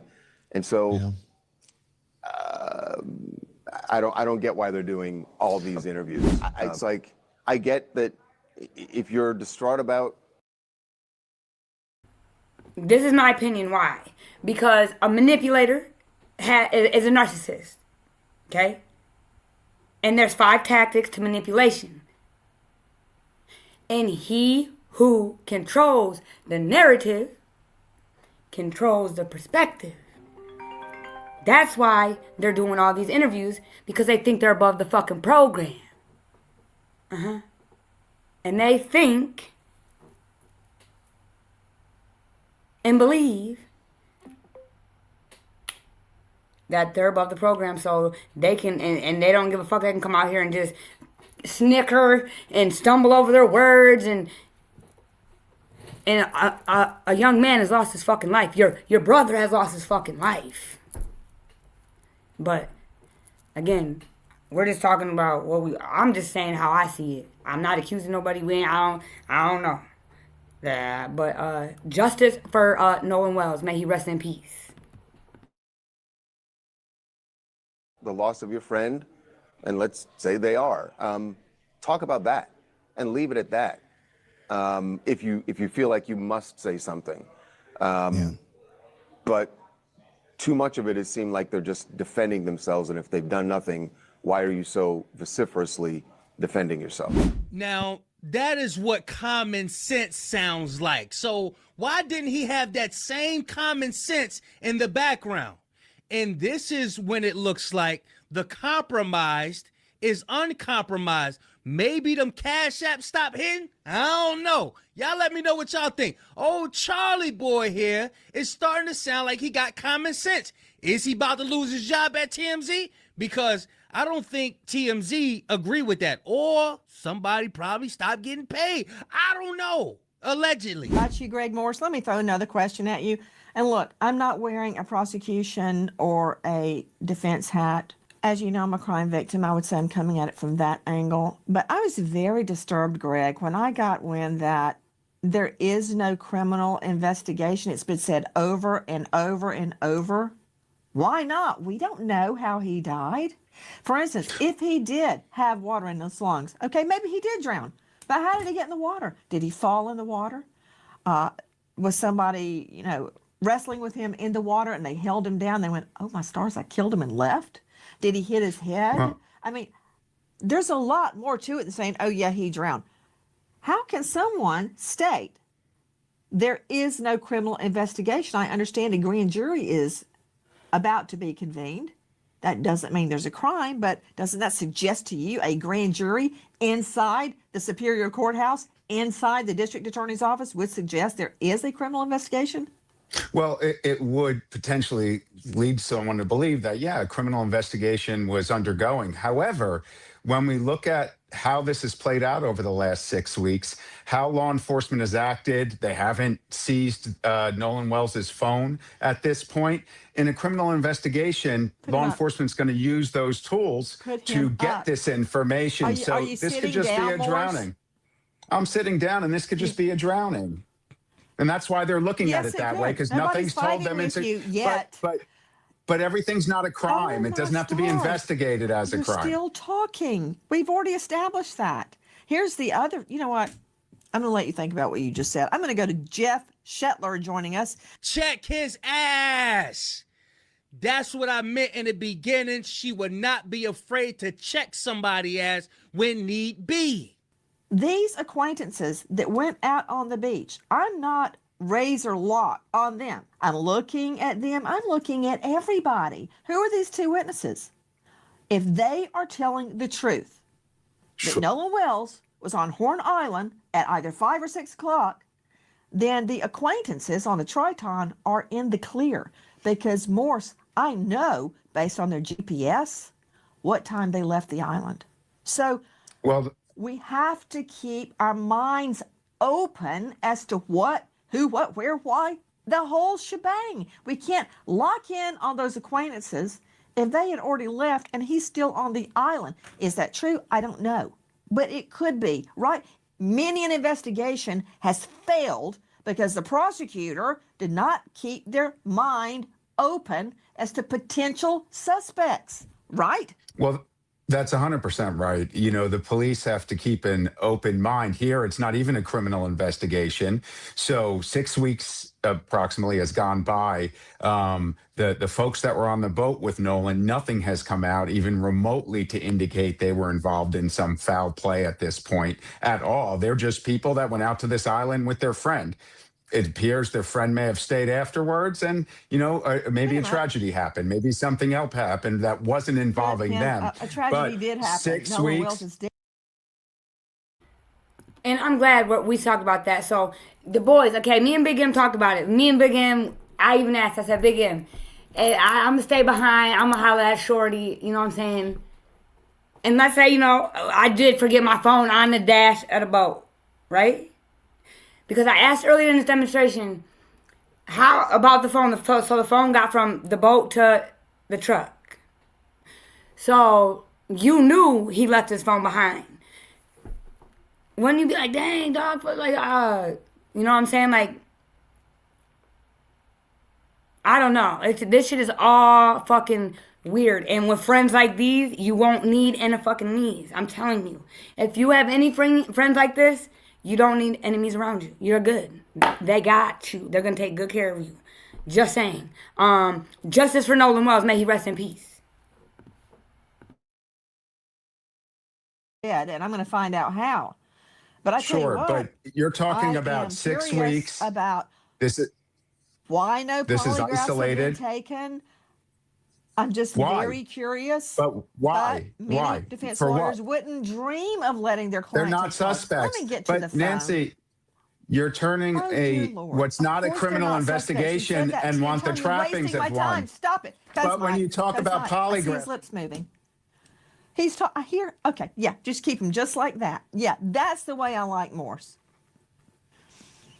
Don't hurt your head, Morse. Don't hurt your head. Back it up. Get up out of here. If you went the other side, if you got any inkling of saying anything that you're down with the other side, cut his mic. Get him out of here. And did y'all see that pen that she had? Yeah, y'all remember them pens? You know she about to cook with one of them damn pens. And it says camera and use. Okay, so I am at the Ocean Springs Front Beach Pier. Okay, this is where people... Oh yeah, she just reminded me, guys. All this, their brother, right? They're only picking and choosing what to give. They gave the footage in the morning when they were, getting on a boat from the dock. How come we can't see the nighttime footage from Jack's grandparents' house? How come you don't want to give that up? Why do you only want to give certain shit up? And they're still trying to find out. Like you, in a normal world, you would think, they would do anything and give help.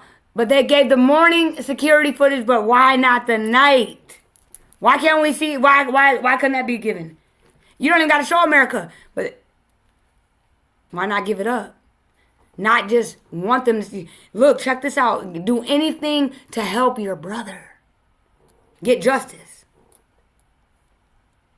Let's keep listening.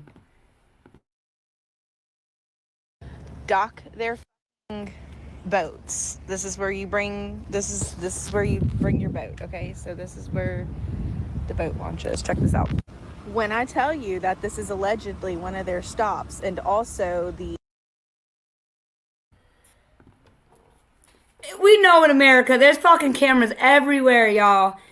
Especially in them towns that got money. Yeah.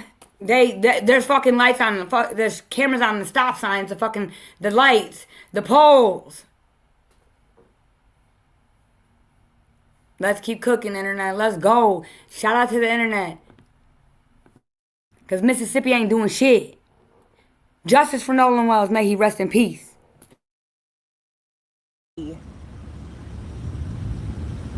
judge's parents' house is right here around the corner. All right, I'm gonna pan over here. Look at this beautiful, beautiful weather. Look at that. What's that? See that see that cop sitting right there? So y'all want to use all these damn flock cams and all of that to get people license plate and get people speeding and all of that. What about using the flock cam for these wicked ass people? It's too many cameras. There's no way. Don't nobody know something, bro. Breaking news, y'all. As I was scrolling, Nerdy Pink Panda. There is the girl. Shout out to Nerdy Pink Panther on TikTok, who is just a TikToker. Just a normal, regular Sally Wally, Yeah, and it looks like she's about what's right or wrong, not about the Everything ain't about color, y'all. Right is right, wrong is wrong. Shout out to the Nerdy Pink Panther 1, 2, 3, 4, because she lost all her pages now. I try to write her and tell her salute. Keep doing what you're doing, because this is what I'm talking about. Mainstream, you got competition. Where your competition? Raw and uncut, baby. Justice for Nolan Wells. May he rest in peace. Account has been banned, y'all. Go follow this new account. Well, if you guys are seeing this, they banned my main account. It just happened. So the new account is... You know why I like her? Because she stands on business, y'all. She had, I'm not saying, but the E-friends, all that, she don't give a fuck. She stands on business, dude. Right is right, wrong is wrong. She don't care. Kind of same here. Like right is right. I be standing on business. I don't care. That's why I'm an advocate. You gotta have that. You gotta have that passion for right is right, wrong is wrong, no matter what. Especially when it involves some corruption ass, bullshit ass shit like this. This shit is wrong as fuck, and we gonna advocate justice for Nolan Wells. Pretty much the same as Nerdy Pink Panda 00. J Megan. Y'all go ahead and support Free J Megan, man. Nolan Wells would have been 19 years old, and now the family is being accused of wrongdoing because they haven't turned over the cell phone. The family is now seemingly being accused of wrongdoing because they haven't handed the phone over. July 15th, the attorney for the parents. There's 5 tactics to manipulation, and narcissists like to manipulate and have power. Intimidation is one of the 5 tactics. Crazy word.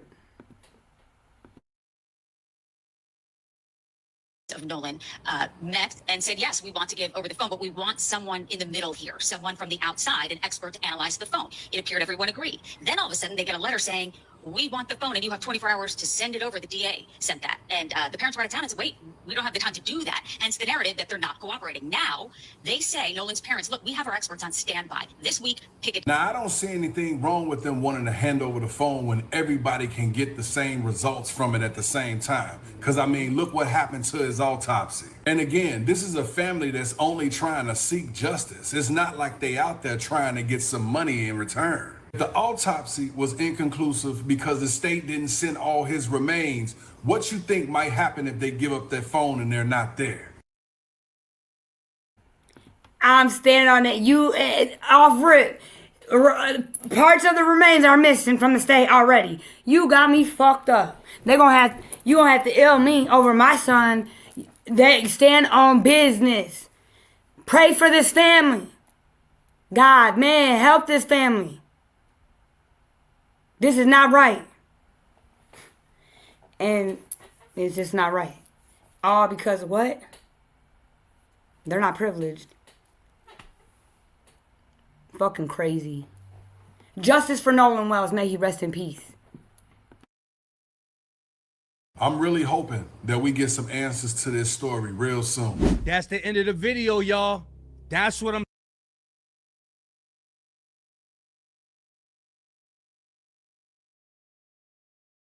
All right, y'all, listen. We got one more I want to show y'all, and then I'm going to end this. But again, we standing on business for Nolan Wells, y'all. And we're standing on business every time. Right is right, wrong is wrong.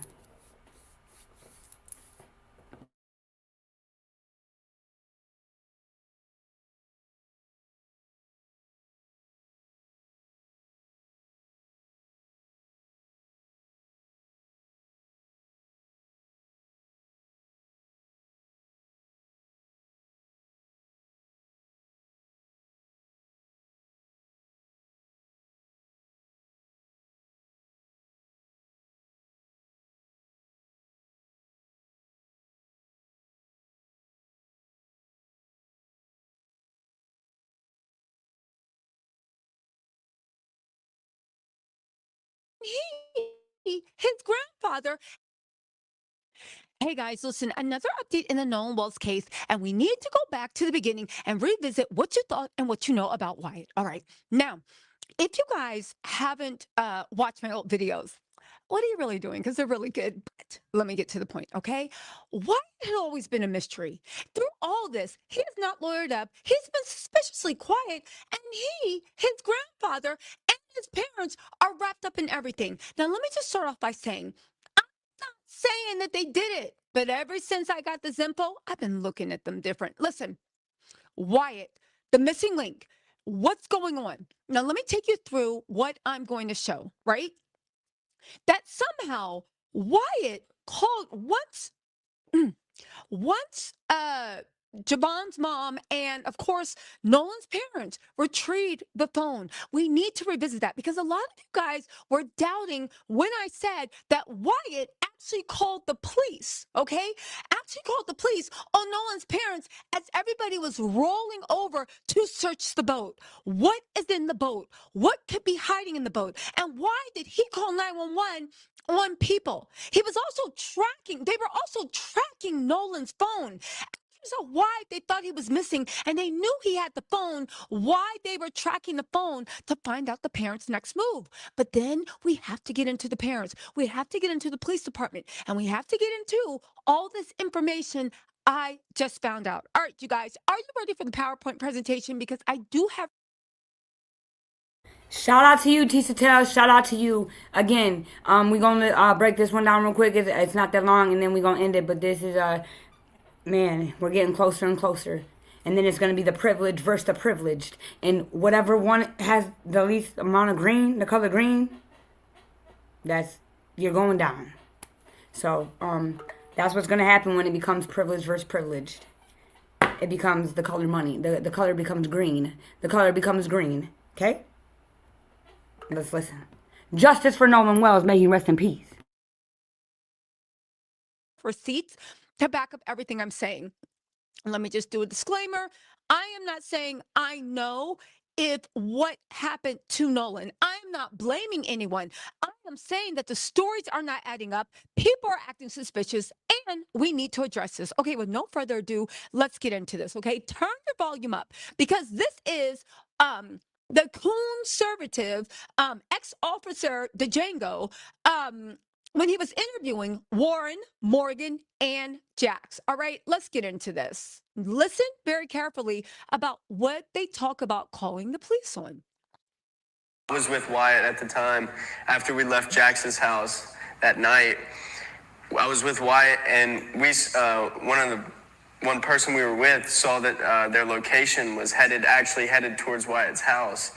One of the people we were with, they will not release the name of who that was. One of the people we were with saw that their location, they are talking about is the Nolan's rescue party, okay? Various people between Nolan's parents, Javon's mom and a bunch of people that were literally going crazy trying to find Nolan. This is also 1 a.m. in the morning after they bust into Jack's house, demanded the phone and the car keys. Okay, let me repeat that. One of the people we were with saw that they were headed toward Wyatt's house. What does that tell you? They don't want to give the name, but somebody, Nolan, one of his friends, he was sharing location with. And after they know Nolan was missing, and after they knew that the parents were looking, they looked at the share my location from where Nolan, I'm assuming, was sharing location, and they saw they would headed to Wyatt's house. Now, the funny thing is, right? They didn't say, when they left, they didn't say, oh, we're going to Wyatt's house. They were just tracking their location, and they guessed they were going to Wyatt's house. Why? I believe, and again, that's just my opinion. I'm going to show you the evidence. You let me know if I believe it was a guilty conscience. Okay, let's continue. And so Wyatt got on the phone with 911 and was like, hey, these people are on the way to my house or already at my house. My mom and my dad are there alone, and they know nothing about this. Okay, let's react. Hey, Wyatt. Instead, first of all, to look at people that were looking for Nolan and freak out and call 911 because they told you when they left Jack's house, where's his stuff on the boat? Where's the boat? Oh, it's parked at my mom and dad's house. And they ran over to search the boat. They ran over to search the boat because it didn't make sense the way they were acting. Everybody was off. Nolan's parents and Javon's mom and whoever was in that search party, baby, they trusted their gut. And why wouldn't they look in the boat? Because there might be something that could let them know what happened to Nolan. Let's not forget, everybody was saying, we don't know where Nolan is. We think he might be drunk on someone's house. So instead of calling your parents and saying, hey, Nolan's people are on their way over looking, they want to search the boat. Nolan's people are on the way over. You call 911. Wyatt, the person who's been suspiciously quiet in all this, you call 911 and you say, hey, there's people over to my house. My parents don't know anything about this. Know anything about what? Know anything about what? My parents don't know anything about this. Meet them there. Right? Why don't you? If your friend drowned, because at this point he don't even know allegedly his friend's missing, right? Or what's going on, right? Why don't you want your parents to know about? So it sounds like you're up to no good if you don't want your parents to know. They don't know about this. What is this? The fuck? And it's only common sense. When we keep things secretive and don't want people to know, it's because we want to hide something. Nolan Wells, may he rest in peace. Justice for Nolan Wells. And stop them from searching the boat. Why else would you call 911? Why wouldn't you call your parents? Why wouldn't you call... By this time, Bart was there. Why wouldn't you call Nolan's mom? Why wouldn't you do anything? And most importantly, why wouldn't you join in on the search? Because what do you have to hide? There's nothing on your boat, right? Okay, but get into this. This is the boat. This is the boat.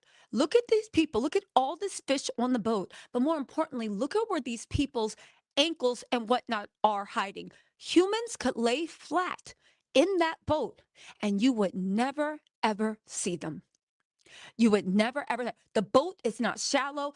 It is actually very deep, and you would never, ever, ever see anyone. Now, there is a video surfacing that looks like an arm or something comes up and then drops that down. That has not been verified. And by verified, I mean, like, I'm sure Nolan's mom, and there's Ahmad, there's Eric Hart, there's Ben Crump.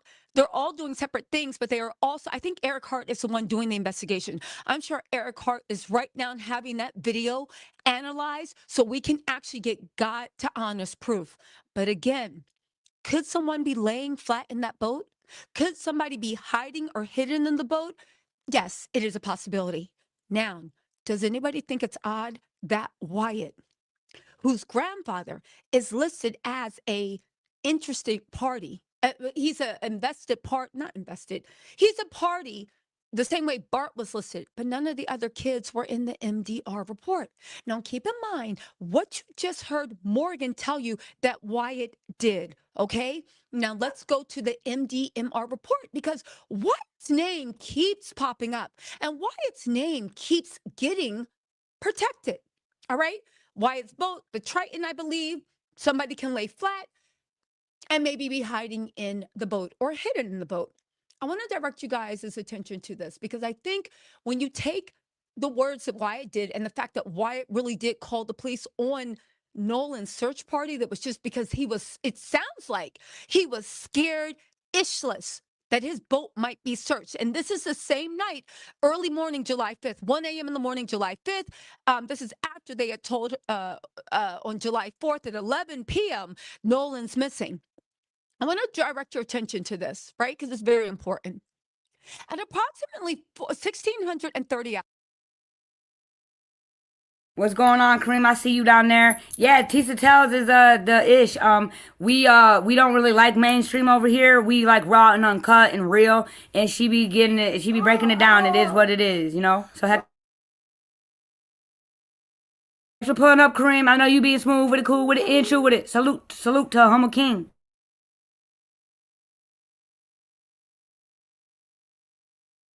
Hours, mind you, keep in mind the MDMR. Miss Christine said in an interview that she felt like she was getting a runaround between the police and the Coast Guard. Warren promised to call the Coast Guard, but it seems like he said he called a buddy who was somehow connected to it. So that was the first lie. You never called Coast Guard. You never made an official report, even though it seemed to me you were trying to lead the mom to believe that you guys were handling this, right? Let's go back to. Yeah, you know, you heard in the interview he said and he made it clear about 7 times. I was the first one to call Christine first. I was the first one. You can go look. You can check the call. And you had the audacity to tell her to calm down. That you guys were handling it. Is you cool? Again, motherfuckers that are privileged think they're above the program. No one out here is above the program. But some of us are privileged. It just is what it is. Justice for Nolan Wells. May he rest in peace.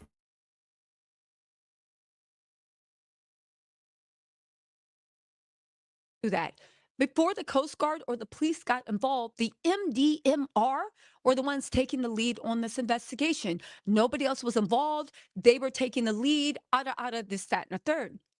I want to draw your attention to this paragraph in the MDR report. This has been verified as the official report. It's been circling all over. At approximately 1630 hours, that's 4:30, Officer Strickland contacted Wyatt Preon's mom. There we go again with that Wyatt. Jennifer Preon, who stated that Wyatt had already spoken to the Jackson County Sheriff Department investigators earlier in the day, but would cooperate in any way they were needed. Officer Strickland was given verbal consent to view the Garmin GPS on the Wyatt's vessel. Officer Strickland. Whoa, we. Get your stories. The truth, you don't have to get your story straight. The truth is the truth. And, loose lips sink ships. And when, you got 10 motherfuckers trying to, tell the same story, that's not the truth. This is what's gonna happen. Without a doubt. Justice for Nolan Wells. May he rest in peace. Thank you, Kareem. Yes, rest in peace, Nolan Wells. Let's go. Justice for Nolan Wells. Observed the track lines showing the Preon's vessel location on Horn Island to narrow down the search for Nolan Wells. The GPS displayed that the vessel was located near the western tip of Horn Island, right? On July 4th. Officers should now, here's the part that really freaked me out, and it never sat right to me, and now I'm beginning to actually see why. This last sentence. Officer Strickland, mind you, keep in mind, prior to that, they had given names of the girl they think Nolan was with, even though they knew it was Katie. How do they know it was Katie? Because they were texting with Katie, okay? I'm not saying they were best friends with Katie, but they knew enough about who the person was with. Trayson even said that he said some slick-ish to Nolan about Katie before he left because he used to mess around with Katie, right? They gave this girl's name that was Lainey. The officer was stopping everywhere and knocking on doors because they had been led to believe by the friends that Nolan was drunk on somebody's couch sleeping it off. So they went and knocked on the doors of everybody that was supposedly there. They knocked on Lainey's door. Hey, they said that you last saw this missing boy. He stayed on the island with you. She looked right at the cop and said, no. I mean, I know who he is. And but the thing is, I have not seen or talked to him in over a year. She also said, I was never on Horn Island. I was on Petite Boise. Tell me why these guys gave a girl that they knew wasn't there, because they said it's a small community. Instead of giving Katie's contact info and Katie's real name, you gave, I believe, a red herring. That's what it looks like to me. Maybe I'm wrong. They knock on the door of other people that the friends had told them were present. Nobody's answering the door. They finally say, you know what? Let me stop at Wyatt's house, okay? The mom was like, he's already cooperated. They're like, yeah, that's great, but that's what the police and we're MDMR, and we're the ones searching for him right now. So can we look at the GPS, right? She's like, okay, and she lets them in. You guys read it, to look at the GPS. That's when they take down the GPS footage. Look at this, what happened while he was looking at the GPS, guys. While Officer Strickland, who I would say MDMR seemed at this point to be the only people looking for Wyatt, listen to what happened. Officer Strickland was notified at the moment where he was at Wyatt's house taking all that info. Officer Strickland was notified that Jackson County Sheriff's Department was taking the lead on this missing person investigation. The MDMR officer would be in a supporting role for the remainder of the investigation. Now, I don't know if you guys know what supporting roles are, but when you are a supporting role, you do not have a right to collect evidence. You don't have a right to interview witnesses. You are supporting, which means you fall back. You only come up to the front if they ask you for your help. But isn't it interesting that at this point, Nolan's mom said she was getting a runaround. The police and the Coast Guard chose not to look for him. The MDMR, the only people that weren't like this with all those boys' parents, were actually conducting an investigation and getting to the bottom of stuff. They were the ones that got to that stupid fake Katie alibi. They were the one, honestly, that got us this information that the boys still cannot explain with the CETO call. And I want to say this. People are trying to spin the narrative saying there was an arrest in the Nolan Wells case. No, there wasn't. Someone threatened a YT judge and got arrested. But Nolan's mom's got to grieve her son, try to find answers, put in work, fight hate. Man. Because she's not privileged.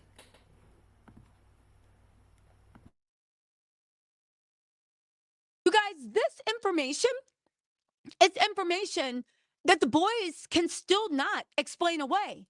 They said right here, if you look closely, that they were out to sea sinking when they called CETO.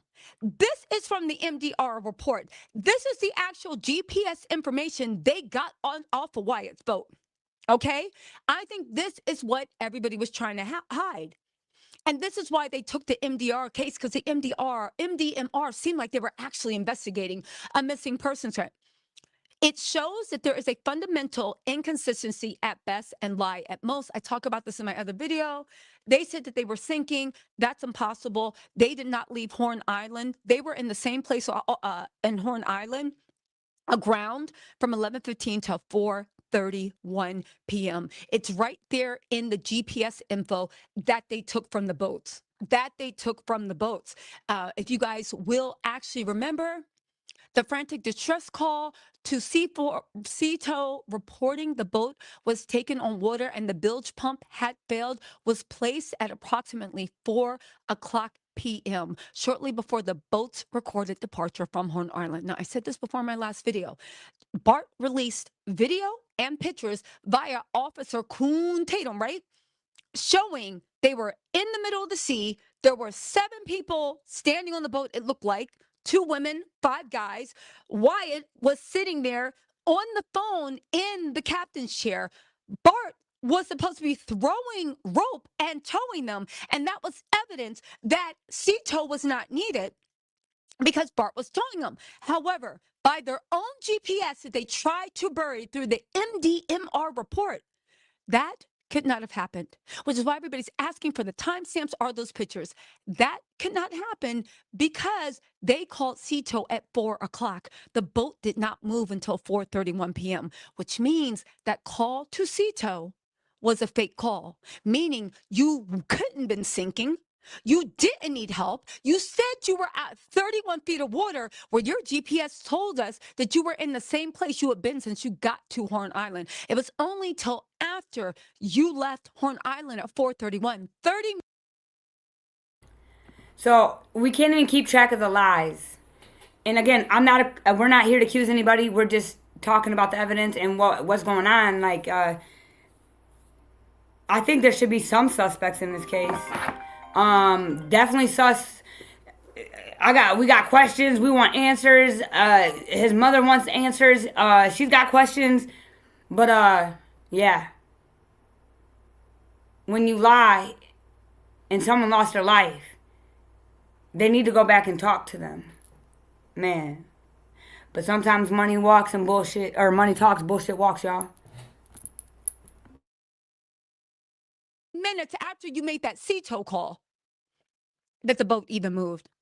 Keep in mind, they also say during the recorded dispatch call from the Mississippi Department of Marine Resources archive, the teenager on board, that's Wyatt, stated they were near the west tip of Horn Island and needed immediate help. However, the actual tow was ultimately never dispatched or completed because the dispatcher spoke with the captain, who noted that Jerry, Wyatt's grandfather, and an owner of the boat, communicated that the teens had managed to address the pump issue and was no longer required. You guys, this distress call was made 30 minutes. On top of that, if you were sinking, why would you go out into the middle of the ocean when there's all these boats and people and friends and family around that could assist you? It doesn't make sense. There is a 30-minute gap that nobody can explain. And I believe nobody can explain it. I think even though the 30-minute gap cannot be explained, the one thing that I do know is, unlike the police and the Coast Guard, let's not forget all those people have dink links to the police. The MDMR on July 5th, early in the morning at 9 a.m. was flying drones trying to find. However, the police and the Coast Guard, and I believe the police, said they didn't have anything to worry. The MDMR were the only people conducting a real investigation. And isn't it funny that once they were looking at Wyatt's boat and taking GPS stuff, all of a sudden they got the call that said, yo, fall back. You don't have the right to continue this investigation. And once that happened, there was nothing else. Again, what does this mean? What does it mean, right? What does it mean? I think it means a lot, but I think the pieces are starting to actually fall in place. And I believe we are starting to see the clear reason why asking what happened to Nolan is the same as attacking the city and the atmosphere we're in, that asking what happened to Nolan, that whole clique is acting like the answer will destroy those boys' lives forever. And they are fighting like hell to make sure we can't find it. You guys, I hope this information wasn't, again, Wyatt called the police on to stop the mom's search party for Nolan, called the police so that they could not search the boat. The boat is not shallow. Somebody can easily lay flat in two parts of the boat. On top of that, we saw that the MDMR search, which were the only ones seemingly searching for Nolan, got shut down as soon as he showed up at Wyatt's house. Literally, the police said, fall back, we're taking over. I do believe that Wyatt's role in this has been understated. He's been very quiet, but I think they need to come out and answer questions, because what the hell? What the hell? Like, Yeah, y'all. I agree. And I'm gonna show you this 2-second clip. And I don't know. Again, with friends like these, if you have friends like these, you will not need enemies. And we're gonna end it. And then until next time, y'all. Be real smooth with it, cool with it, and most importantly, as true as you can be with it. It's real over here. It's for real over here, and it's all love over here, raw and uncut. Pay attention to his face, okay, y'all. Justice for Nolan Wells. May he rest in peace. Justice for Nolan Wells. Praying for his family.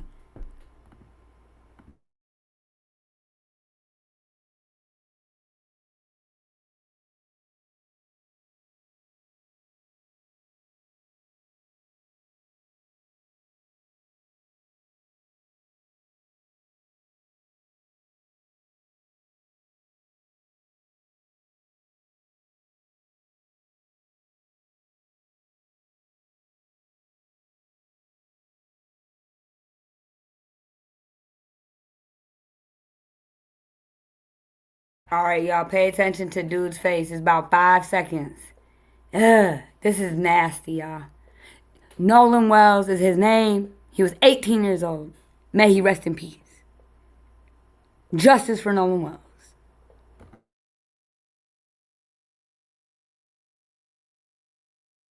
I